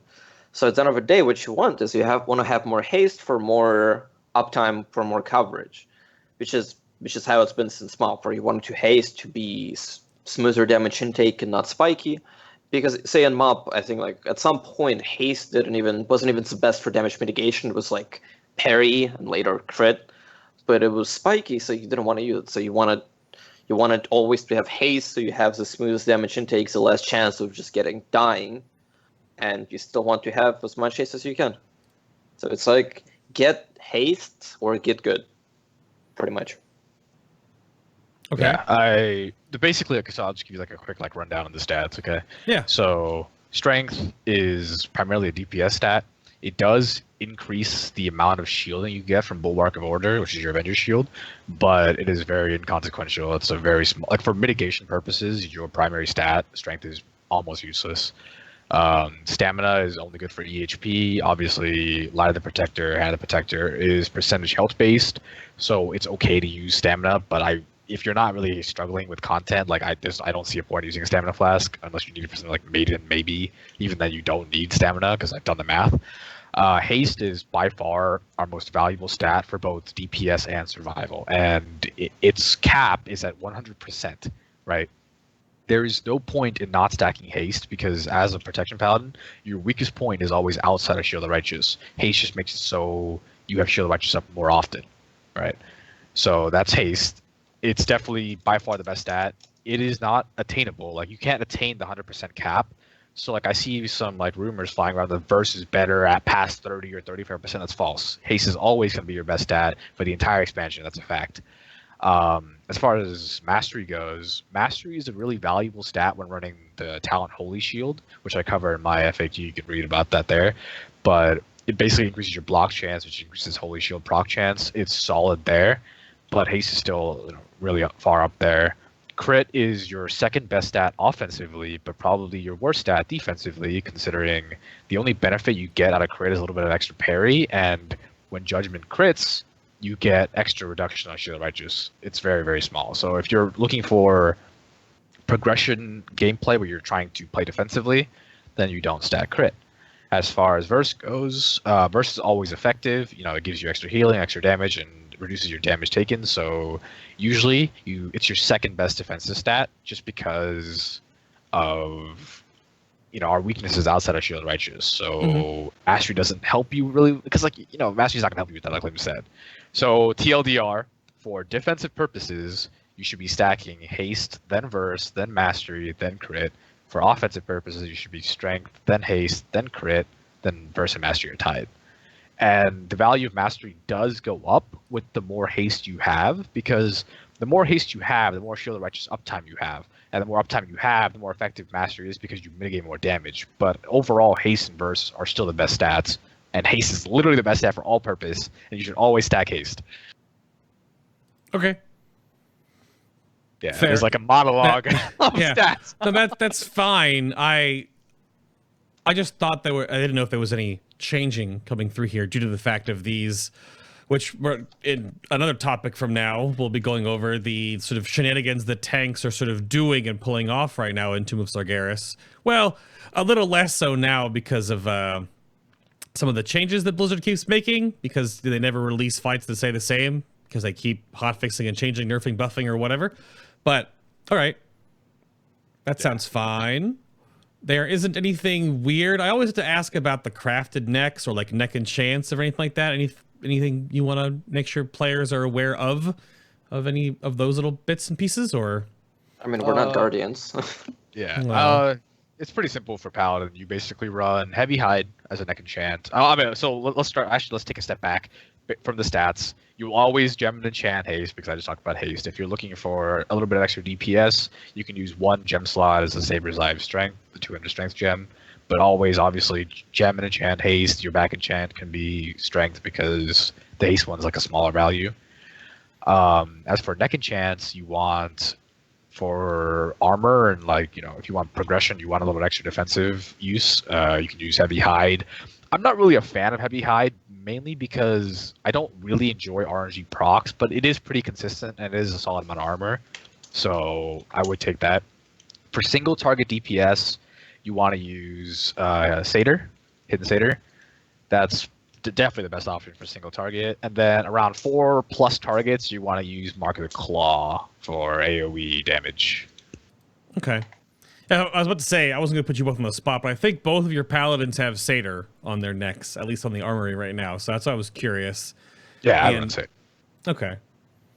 And you talk about Heavy Hide being RNG or whatnot, but then a lot of the prominence of like the Dark Moon Fair Trinket, and Trinkets are a little bit later, but having both of those together would not be bad.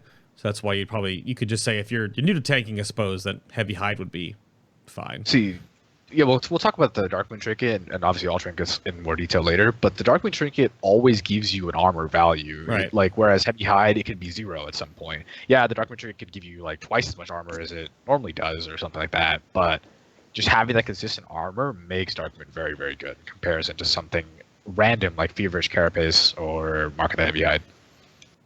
Right. Lim, did he mess anything up? Do you have to correct him on, or is that all good? No, he's good. Mod slot still secured. For now. For now. So let's say goodbye to tier 19, sort of. I don't know if there's any 2-piece, 4-piece, 4-piece, 2-piece nonsense coming in here, but your Battle Play of the High Lord was your 2-piece Consecration, increases the effect of Shield of the Righteous and Light of the Protector by an additional 10%. And then your 4-piece is the Shield of the Righteous has a 25% chance to reset Light of the Protector. And so what I put down here is your tier 9 team seemed very supporty oriented. Granted, more Light of the Protector for yourself is good to counteract damage right after you get hit in the face. Light of the Protector yourself, that's fine. But I think a lot of, at least from my experience, not sniping healers, but Light of the Protectoring other people in your raid group was very prevalent with the tier 19 set, which is that sort of going away? If you were running Helmet. Yeah. Legendary Helm. The Legendary Helm coupled with T19 4-piece was actually insane. It turns you into a raid healer. When you were just you could I wish I had the helm. I actually still don't have the helm. I'm still really mad about that. But I have played. Never mind. I know Paladins that have the helm, and when you do, you were completely self-reliant. You were so self-reliant that you can use your own healing on your raid instead of yourself. That's how insane it is. I'm actually gonna miss that combo because it's just such a cool like interaction that you could turn yourself into a raid healer.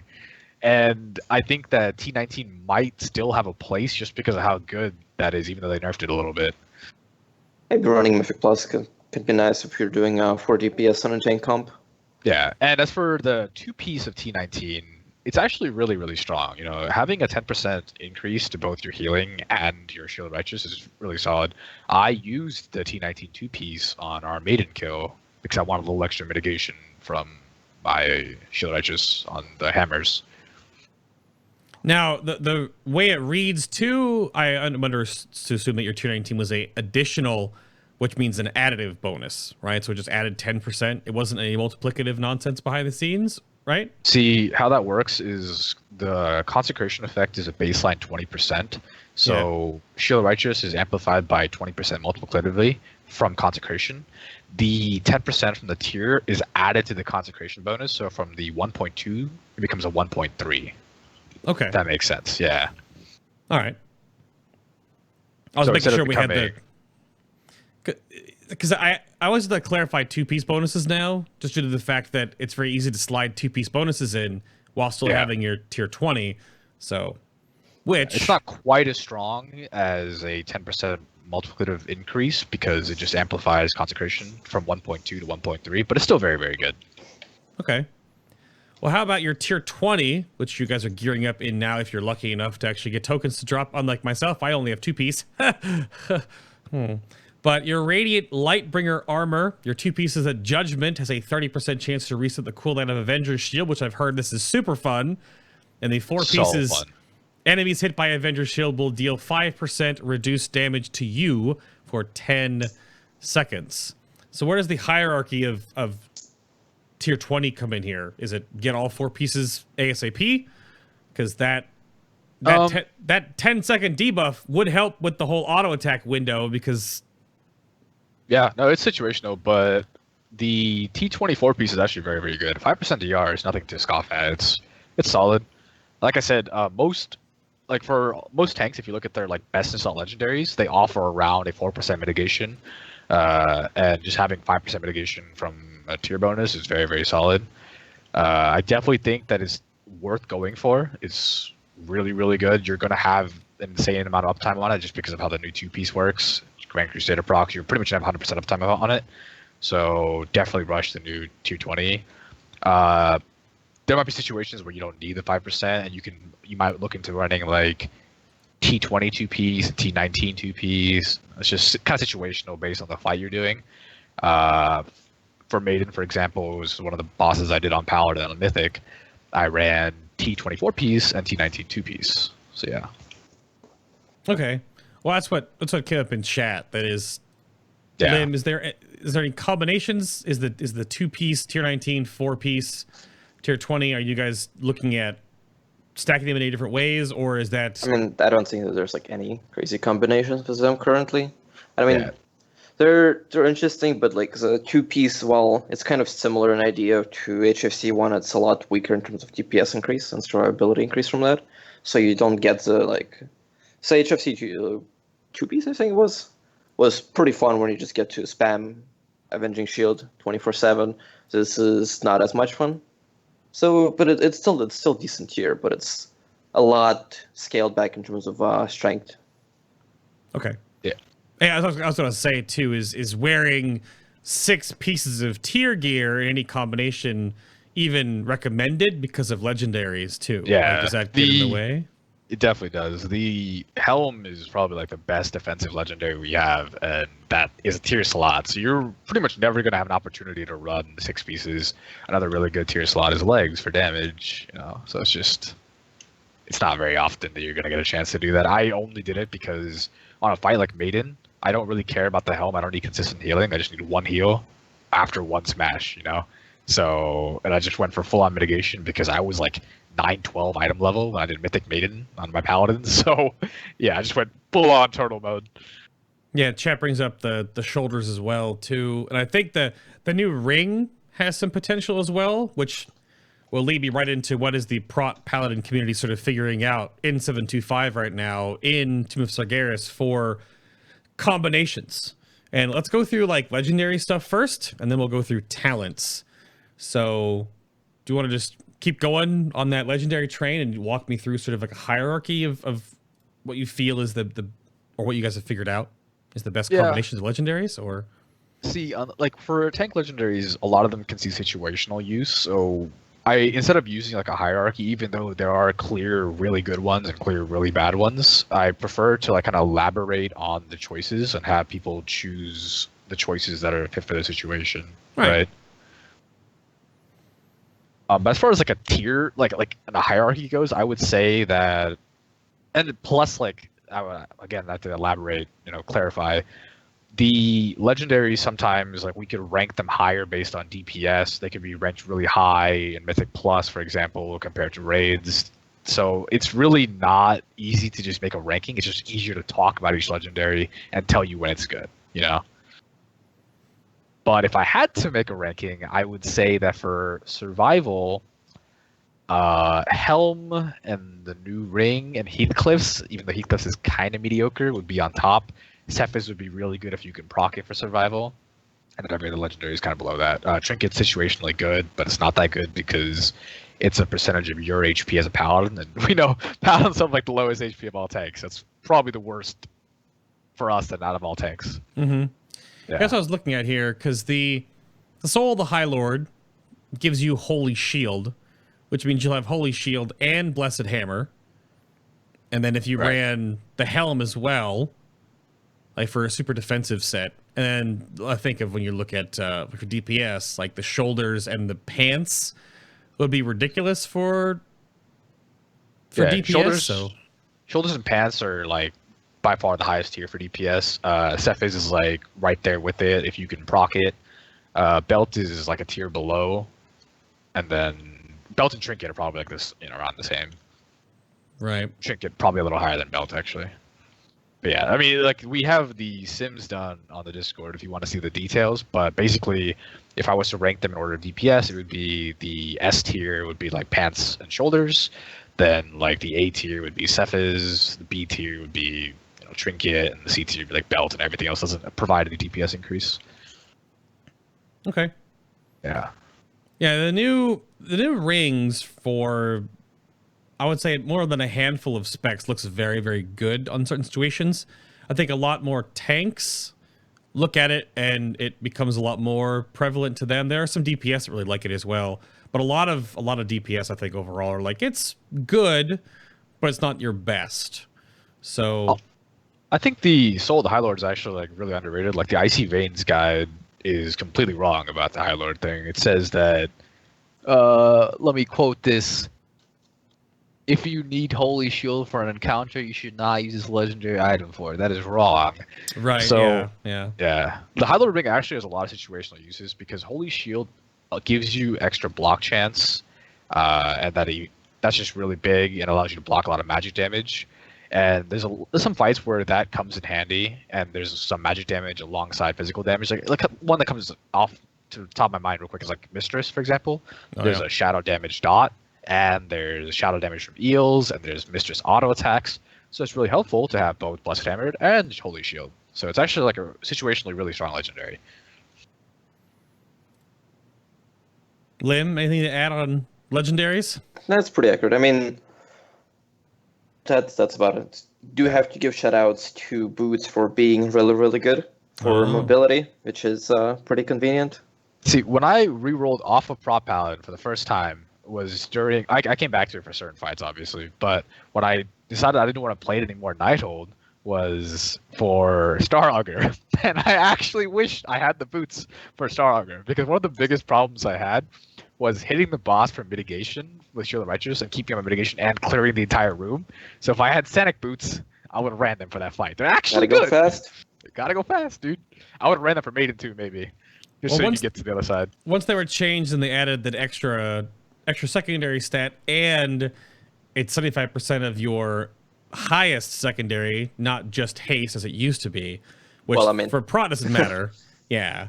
But they became a lot better for a lot of plate wearers. Yeah, I know DKs looked at them and go, "Oh, it's not bad," I know Fury Warriors have as mostly a meme thing where they can run shoulders and boots and just get across an entire platform in one one moment just because of Battlecry giving 10% crit, which basically just super, super fast. But where that works in a real raid isn't going to be a thing, but it looks funny.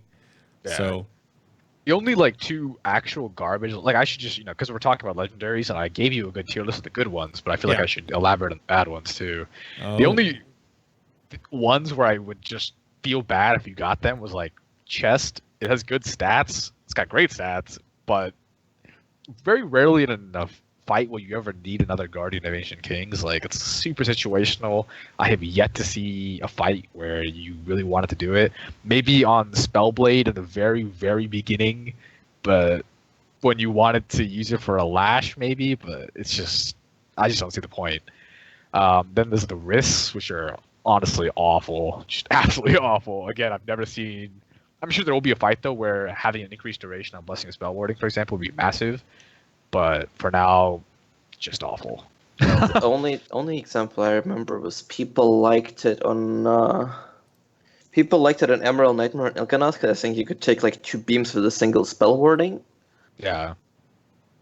And there was one other example, but it was like such a situational gimmicky thing that it's even then, like you don't even like you could go to like 5 stacks of the beam, no problem on a paladin. So it's just there's no point even without even using spell warding. Yeah.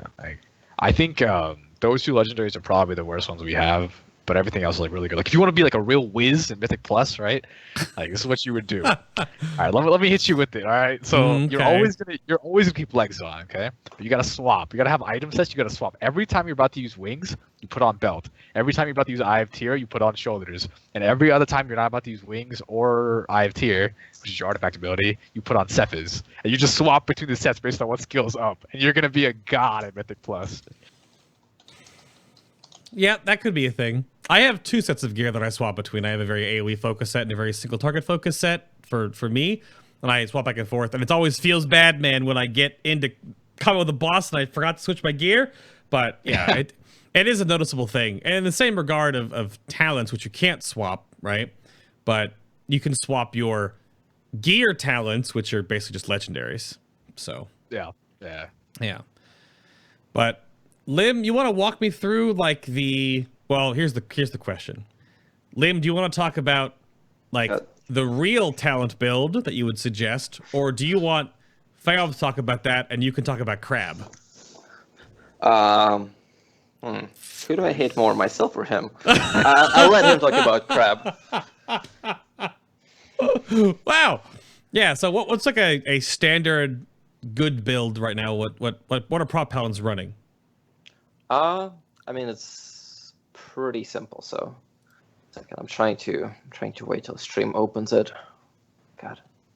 Well, we're good. I'm on the page. I'm gonna get like cross-eyed because I'm trying to watch the stream. I'm trying to watch you on Skype.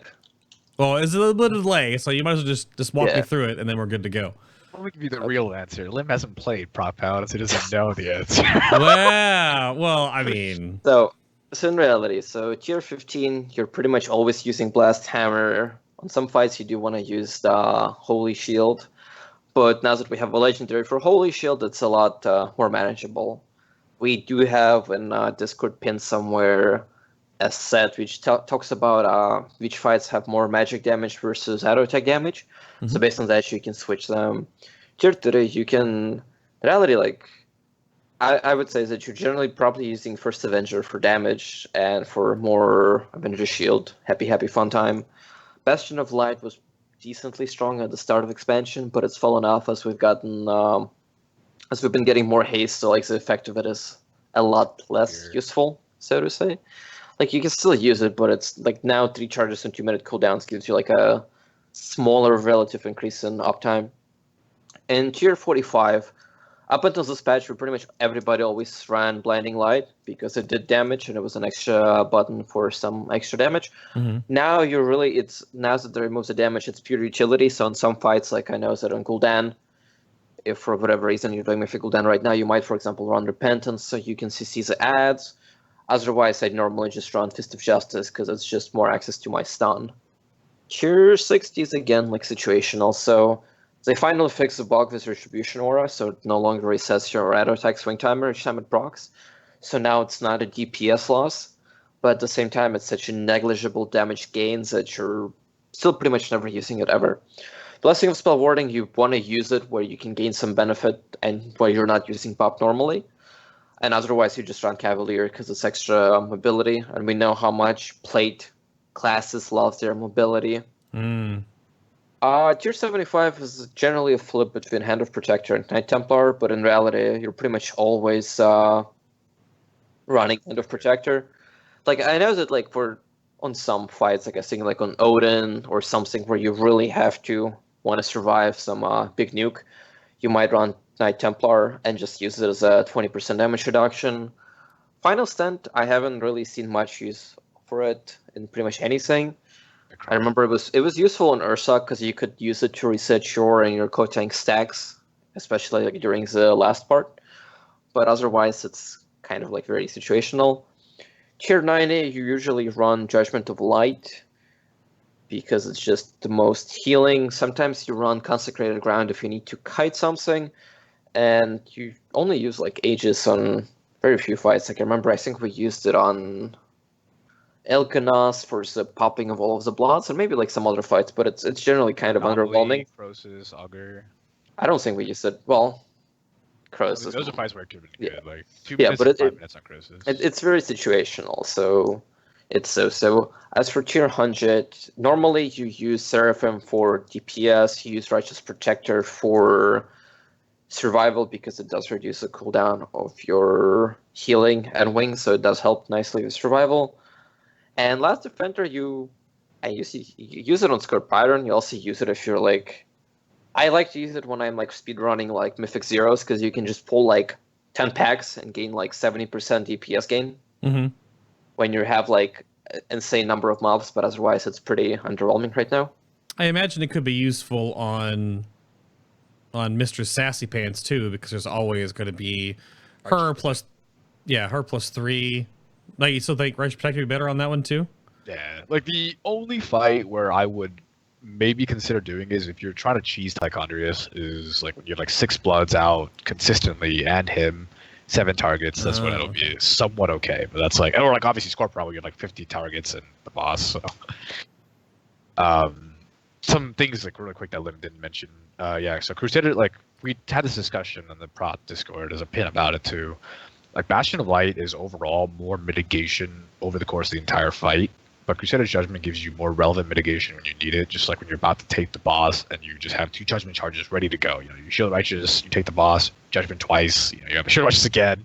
So it just gives you more uptime, more effective uptime. So especially with the new tier, Crusader Judgment's really good. Like obviously the tier 45 row is entirely CC based, so it's entirely situational. For you Mythic Plus fans, like if you don't have like a sap effect, you might want to run like Repentance and like certain dungeons like Archway to skip some mobs. Obviously Blinding Light is for multiple interrupts at the same time. Like if you're doing like Dark Heart Thicket, you know, you'll see like those casters all cast like Star Shower and Despair at the same time. Blinding Light is good for that. But most of the time Fist of Justice is the default because it's like an on-demand something. You pretty much will have it every time you need it. It's really, really like short cooldown with how much you cast Judgment. So yeah, Fist of Justice. Spell Warding pretty much as a use on every single fight. Like you can think of something on pretty much every single fight. It's so good. Or if not for you, for somebody else, right? You could like solo mechanic because like the reason rogues are being brought right now is because like cloak and all that. Spell Warding gives cloak to anybody you want. So it's actually really, really good. There is. I wanted to make sure I caveat. But then you that. just run 5 rogues, so it doesn't really matter. Right. Is that Blessing of Spell Warding is tricky if you use it as a tank, though, because sometimes bosses like to then think you are immune, even though you aren't, and they won't cast things on you. Like this, we found this out with Botanist, for example. If you spell ward, you'd think he'd just be immune to his flare ability. No, he'll just target melee. Yeah, so it's how Bop works. Like you know how Bop like blocks physical hits. Right. Yeah, spell warding blocks magical hits. So like mobs that magically hit. Yeah, be super careful with these. Like if you, it's like bubbling. Say for example, like a mob that's pure caster, like Star Augur or Solarist on Botanist, like mobs like that, Ivanir and Archway. Those mobs they will swap targets because they're not going to do nothing to you. So like it's coded, so you know. Okay. Yeah. And chat, I don't know if you have anything else about it, but the chat was asking about Desolate Host Mythic when you're the one tanking all the ads in the back, like for Last Defender. Just one of those questions again. Because you're tanking. You're at one point you have 6 Templar on you, so. The commonly accepted strat for Desolate Host is actually to take all Templars to the back, at which point you'll have 4 max if you're the one in the back, and you'll have like 3 ads in the front. So I really wouldn't run Last Defender there either. Like Last Defender looks appealing, especially to new players. Actually, it's something I should bring up because a lot of new players always ask me this. There's 2 things I want to bring up. So the first one is Last Defender. So it's mediocre. Righteous Protector will give you more survival than it, especially if you play properly, even with multiple mobs present. The only time it doesn't is when there's like a ton of mobs consistently present, which Last Defender will give you both DPS and survival, which is a Tyke example I brought up. So Last Defender is pretty much like the redheaded stepchild. You pretty much never run this talent. Almost never. It's good for new players because it's entirely passive, unlike Righteous Protector and Seraphim, which actually require a lot of skill to make good use out of. And then the other thing I wanted to mention was Hand of the Protector. I see a lot of people run Final Stand and Knight Templar for some reason, but what they don't realize is the Hand of Protector not only allows you to use it on other people, but reduces the cooldown for yourself, which is really big when using Righteous Protector in combination. You're just constantly reducing the cooldown to constantly heal yourself. So those 2 talents are, like, Hand of Protector is pretty much like a lock-in. Like, you almost never swap this talent, even though I see a lot of logs think otherwise. All right. So there definitely looks like there's variance, which is good. I always hate when I talk to a spec and they're like, oh, you spec this, and that's all you spec. Yeah, I mean, Enhancement Shaman, for example, is super cookie cutter, right? So you would know that. Actually, it has been for a while. We have 2 different builds-ish right now, so hey, come on now. Come on now! My info is pre-patch. Well, oh no. I mean, I ran the same build for like 7 months until I got new legendary, so yeah. We moved like to Hot Hand once, which is it changes. So and now we can actually use Ascendance, but if only enhancement you'd come up with spicy names like Meatball and Spaghetti Spec. Oh yeah, we don't have Elemental has all those on lockdown right now for sure. So you both wrapped up all of the good and the pros, and there's something I actually want to go over is this crab spec, and chat is waiting for it. So Faov, you've got the privilege to talk I'm gonna crabs. like put this in neon signs. Crab is a bad spec for bad players. It is literally like the most monkey thing you can do. But I'm gonna go over it because someone in the Pop Out of Discord made it. I think it was Voliant who like started this whole thing. But it is actually awful. But if you want to, I'll give you the talent. It's the first row. It's Consecrated Hammer, Crusader's Judgment. Third row doesn't matter. The other rows are the same, and the Righteous Protector, obviously. And all you do is you literally press 2 buttons. You only press Judgment and Blessed Hammer, or not even Blessed Hammer. What is it even called? Hammer of the Righteous. I never take off Blessed Hammer. I don't even know the name. Right. So basically, the reason you only spam these 2 buttons is you're just sitting there spamming Judgment, and you're spamming Hammer of the Righteous to reset Judgment with Crusader's Judgment. You just sit there and only spam. You just hit Judgment on cooldown, and you just keep hitting Hammer until it comes off cooldown, hit it again. And the only reason for this, like, you never touch Avenger's Shield, you never touch Consecration because you're running Consecrated Hammer. Like, it's the most monkey thing. I can't even. You gotta hit Shield of the Righteous though. You gotta get that shield. Yeah. Like, the entire point is to maximize Shield of Righteous uptime because you're using globals on nothing but skills that improve Shield of Righteous uptime. And you could actually get to like 90% Shield of Righteous uptime with this build, but it is so bad because it's just it throws away everything else out the window. Like, any benefit you're doing to your team, like any damage you're doing, like, it's just, oh god, I hate this build so much. But I have to talk about it because it's the thing. Don't play it. Please don't play it. Lim, what do you think? It's the best spec ever, right? You play this all the time? I mean, actually, during beta, that was a hot spec to play. Mostly because, well, actually, no. During beta, you could. I don't remember. Oh no! During beta, our Shield of Righteousness charges reset from auto attacks. So in beta, what you did is I had this 1 button that had all of the buttons macroed in, and you would just smash that button like Blizzard smashes bans on a limit, and you just go through every single dungeon. It was pretty good. I guess that I have to bring up, because chat's loving this, and I'm sure the Discord, when they get this on YouTube, are going to love it too. But why because on the outside, like if you don't know all the inside bits and pieces of this spec, like Consecrated Hammer, granted the fact that spamming Hammer of the Righteous, as I tested this in beta, I thought was terrible. Like, having the cooldown when you have Holy Shield felt fine, because you'd rotate things around, right? There was the whole, like, 9-6, 6-9 rotation, whatever it used to be. Or Blessed Hammer is just, that works just fine. But what are the huge problems? Why is this bad? Okay, so let's start with the very obvious. So Consecrated Hammer is literally taken because you don't want to cast one Consecration, and two, you don't want to cap on charges. So if you ran Blessed Hammer or whatever, like you just, sorry, my bad. It's about the Consecration effect. You don't want to cast Consecration. Consecration is really big, not only because it's like a huge portion of your DPS, but it like gives you extra healing and all that. And this just kind of gives you them without casting Consecration. The reason this build is literally trash is because you are just missing out on pretty much everything Paladin has to offer. Like Avenger Shield is like the most fun skill. Like you just mash Avenger Shield. Like you might as well not even run legs because you're never going to cast Avenger Shield, right? You are just a 2-button spec that is entirely focused on maximizing Shield of the Righteous uptime, and you're probably going to be doing like 100k DPS. Like so. Issue number one is your co-tank, no matter how bad they are going to pull a threat off you because you're like doing negative damage. You might as well be healing. No.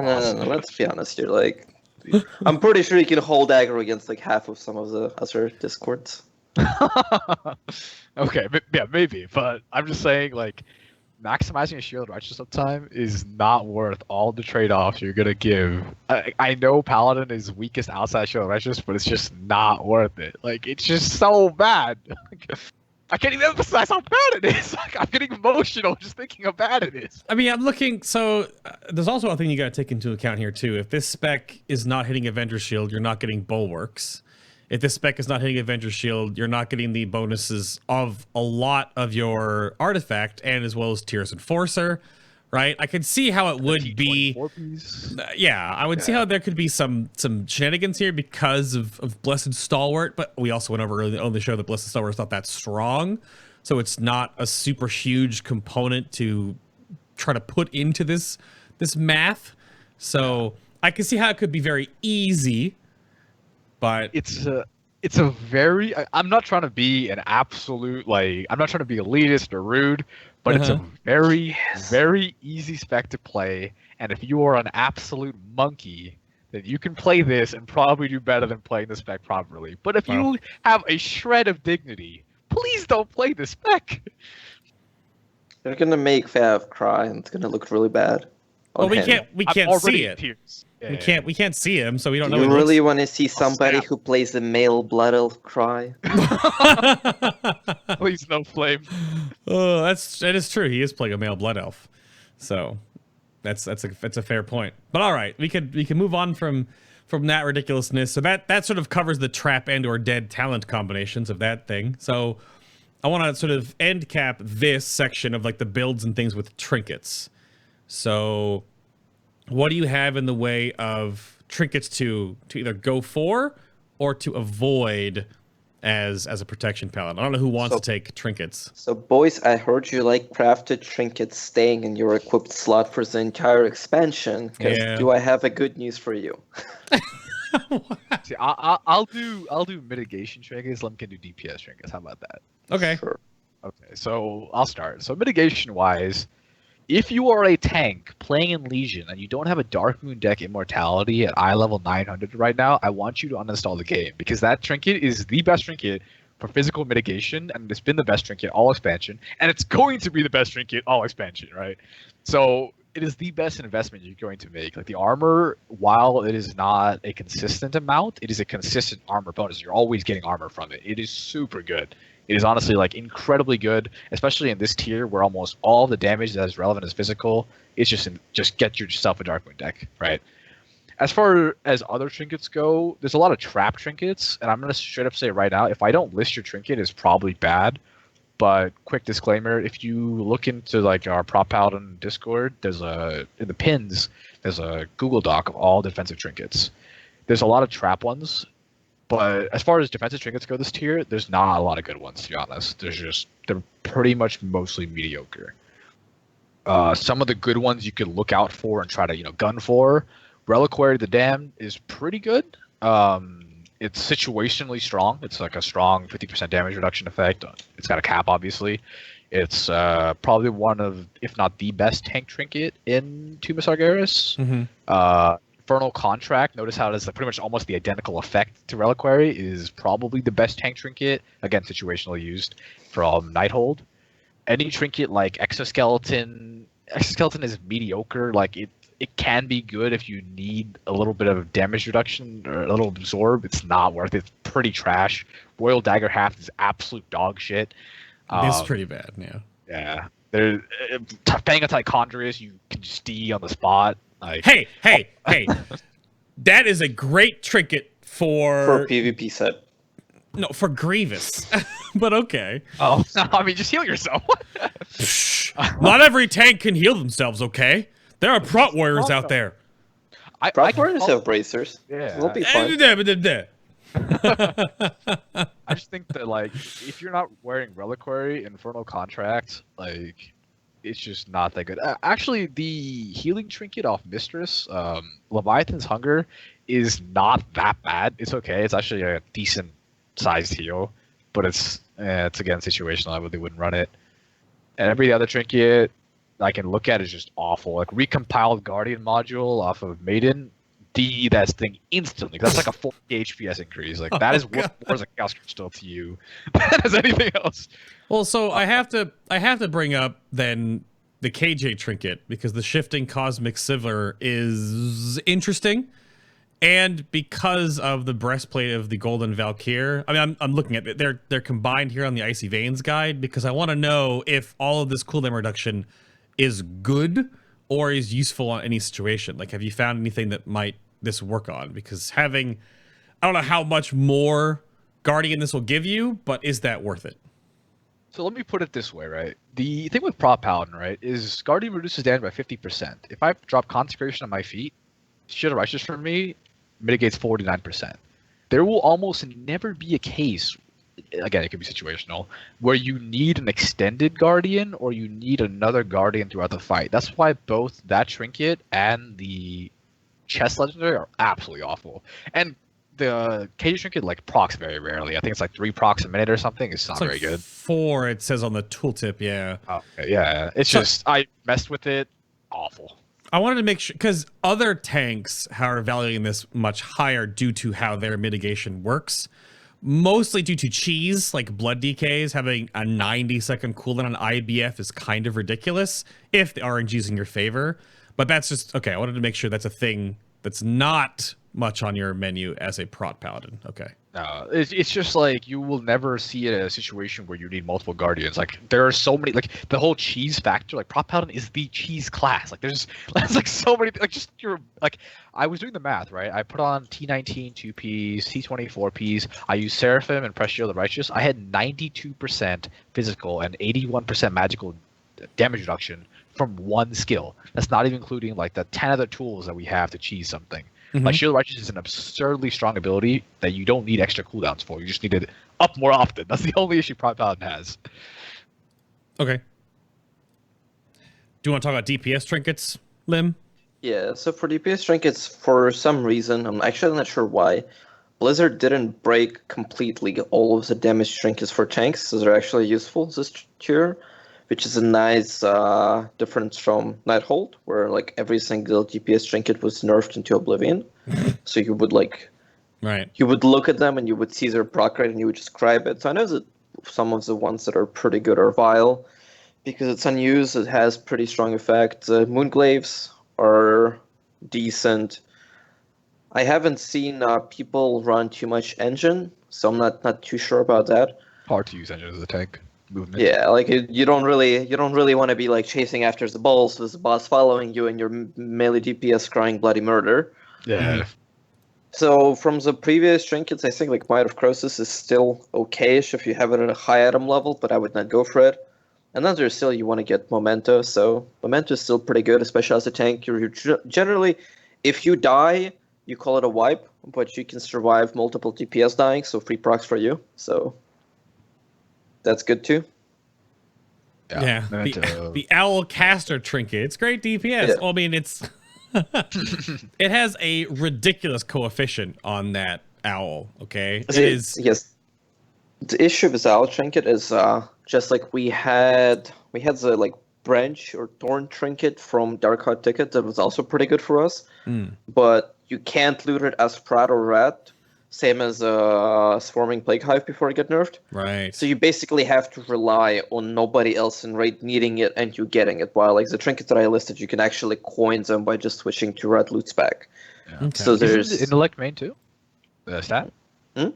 The stat's intellect, isn't it, on the owl? On the owl, it is. Yeah.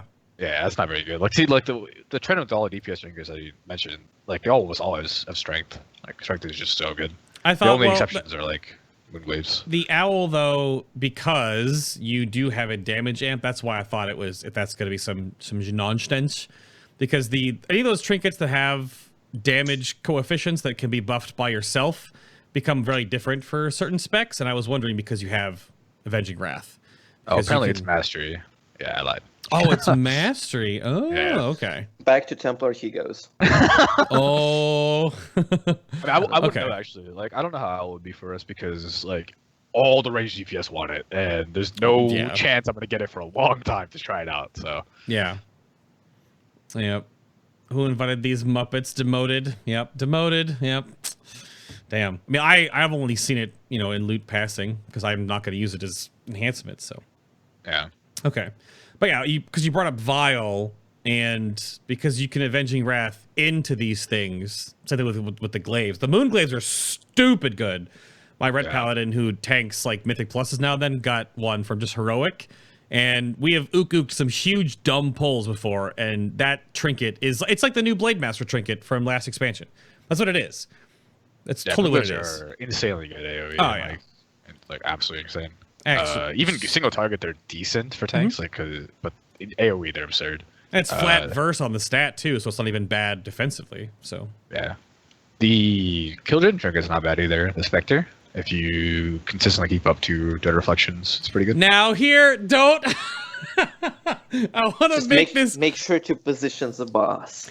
Well, I want to make this Yeah. perfectly clear that if a tank is using Spectre and you make sure you're getting your double use out of it, are you trying to make sure that every other one in your raid is also getting double use? Because that Of would course be. Okay. See, what you do is, in order to maximize your own DPS, you have to minimize everybody else's DPS on ads. So what you do is you wait till everybody pops a Spectre, you wait to see that like your warrior spam Ravager down, and then you move the them. boss just Hey, like 10 move yards. And then you use your Spectre. And You then wait till when your you, unholy DKs yeah. drop Defile, and you just out. yeah, you wait for the Defile spam, you wait for the Spectre spam, you make a weak core that tracks when your DPS use them, and then you just like slightly move the boss over.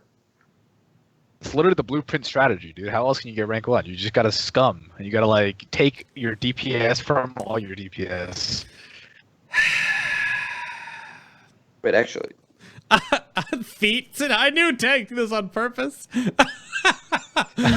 Oh, okay. We can move on from that to the nitty gritty part of the show. So if you have questions for our guests, you can fiddle them into chat right now, and we'll sort of go back and forth, of course, with the questions we have here. And I wanted to talk about the tank cooldown Concord, not concordance, just the Concord of putting tank cooldowns all together. And sort of, is this? My first question I had in this, is this like the new Legion skill cap, right? Where you just like smush a trinket and a cooldown and an external and a rotational all into the same place? Like, is that, active mid plus DR plus trinket plus external? Is that just the way Legion is going to be and continue to go forward? And there are egregious problems with that, like solo I don't tanking expect it. on Maiden. But yeah, what is this? To be honest, like concordance is just like whatever to me. Like I just consider it entirely passive. I don't even track the buff. It's whatever. Like yeah, it'll give you a little bit of damage reduction, but I'm just gonna play. Not the Concord itself, not the concordance. I Oh. don't care about that. It means putting things together. Gosh. Oh, nah, Or bringing things together. I think that's only for like fights like Maiden where there's like huge big hits. Like I think you really want to smooth out your damage. Like there's no point for the most part like using like your artifact and your Art Defender while Shield of Righteous is active. You kind of want to like space them all out. Like I see a lot of people too like holding Guardian for a long time. Like as soon as like Shield of Righteous is like down, My other stuff on cooldown, just pop Guardian, you know, whatever, let's go. Like, unless I know I'm going to use it for a specific point in the fight, you might as well use it, you know. Space out all your CDs, like, smooth your damage intake. Okay. Yeah, I don't know how that works as a tank. The only tanking I really ever done before is on Vengeance, and just kind of like you're in meta all the time anyway. So like meta. Spirit Bomb. Ook, Yeah, well, ook. hey now. Vengeance Demon Hunter coming through. Ook, ook. Spirit Bomb is mitigation too, all right? Of course. Jeez. But there's so the haste cap question came up in chat. We opened the show with a little bit of that. The haste cap is 100%. But is there a threshold or a good point you want to aim for? It's actually at 100%. I believe it's 1,200%. You have to clarify this. You're never going to reach the ace cap. It's irrelevant. Just stack ace, easy. The end. Okay, fair enough. But is there a feel good point that you want to shoot for? That's 50% people always feels ask pretty that too. Yeah, like I'm telling you, haste makes the class feel so much more fun, especially when you're running like Crusader's Judgment, when you're running like the new tier. Like just it's so fun. And the more haste you have, the faster you use pressing abilities, the less downtime you have. I prefer like being as high as I can. Like right now I'm a Paladin, I'm 26%. I used to be 34. Like secondaries, like okay, again, it makes so little difference in terms of like, are you gonna be a good tank? All that matters is your gameplay. But just I don't really notice the difference between 34 and 26, but I just say stack as much haste as you can because it's good. Okay.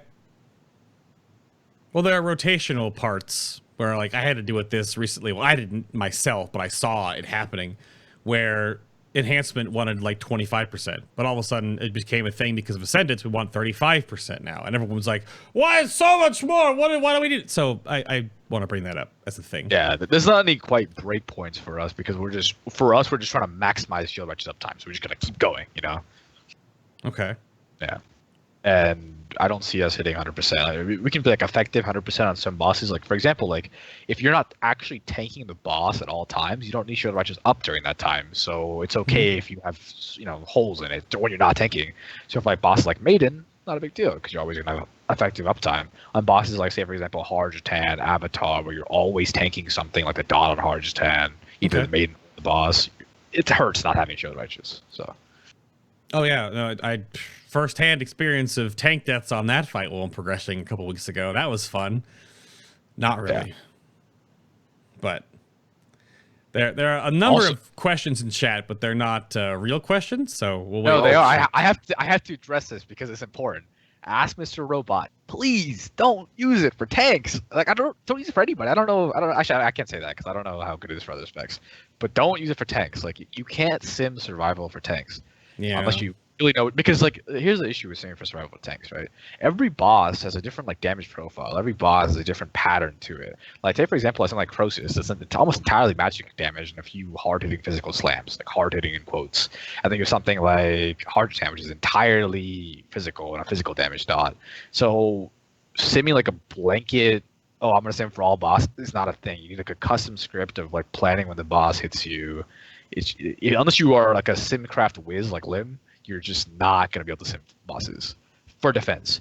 For DPS, we have a guide in the Prop Paladin Discords and the pins. Use simcraft, not Ask Mr. Robot, and if you want to sim your DPS weights or something, go ahead and do that. Yeah, AMR is trying to like model these based on a ton of log information. Like they just put out their mistress model. That's for DPS, to my knowledge, though, which. That is totally simmable because they know how long it takes to spawn Murlocs or the eels or whatever. Like they know what the downtime averaged out to be. Like that makes more sense. But there's always been these tools that have tried to help tanks manage and sim sort of survivability, and it's definitely just not. It's not a thing. Change your legendaries around, be more survivable in that regard, like the stuff we talked about earlier in the show. But yeah, I've those have been brought up multiple times, and that's the issue with ASMR is that like I actually don't know. Maybe they have updated, but there's just like tank mitigation models question. Like I remember at the beginning of expansion, trying to help out our friendly, slightly special Prat Warrior community when they were actually like at some periods they were using Ask Mr. Robot as their sims, And I just remember looking at Sims, and they would have like speed, I think, as above stamina for tank weights, which was a bit questionable in my eyes, and I think most other eyes. So I would say that that's probably one of the issues, where they use I think it's like Nopes, which doesn't really measure like how squishy of a tank you are. Like I said, like it's even if they do get the boss scripts down, which are pretty hard to get down and accurately model any single fight, because like the strats can change, everything can change. Then you're also getting the whole thing that like, well, why is it possible in your system for speed on a tank to be more valuable than stamina? Like, God, Yeah. AMR's gonna kill me. Yeah, But we get a lot of questions like that too. People debating Aspis Robot and like some other like, what are those metrics, Slim? Like that new one? Wasn't it still Nopes? Or what did Yeah, it change was such from an Nopes end or to something. like yips or oops? Yeah, like those metrics, like I would not trust them. Like, just go with the math that's been provided and like actual, simulation that's been done. So Blueprint I'm not is, saying like, oh, okay. I was gonna say Blueprint is trolling you pretty hard in chat right now, but I don't know if I want to like bring that one up. What do you say? Blueprint trolling in chat. How unexpected. Well, he was asking Faov what part of Protection Paladin that made you realize that you were incapable of playing it in hardcore progression setting, and what advice would you give? So I would like to tell Blueprint that I'm not a monkey, and I try to make sure my guild has the highest chance of succeeding. So unlike him, I reroll when I need to. But you are And playing a monk.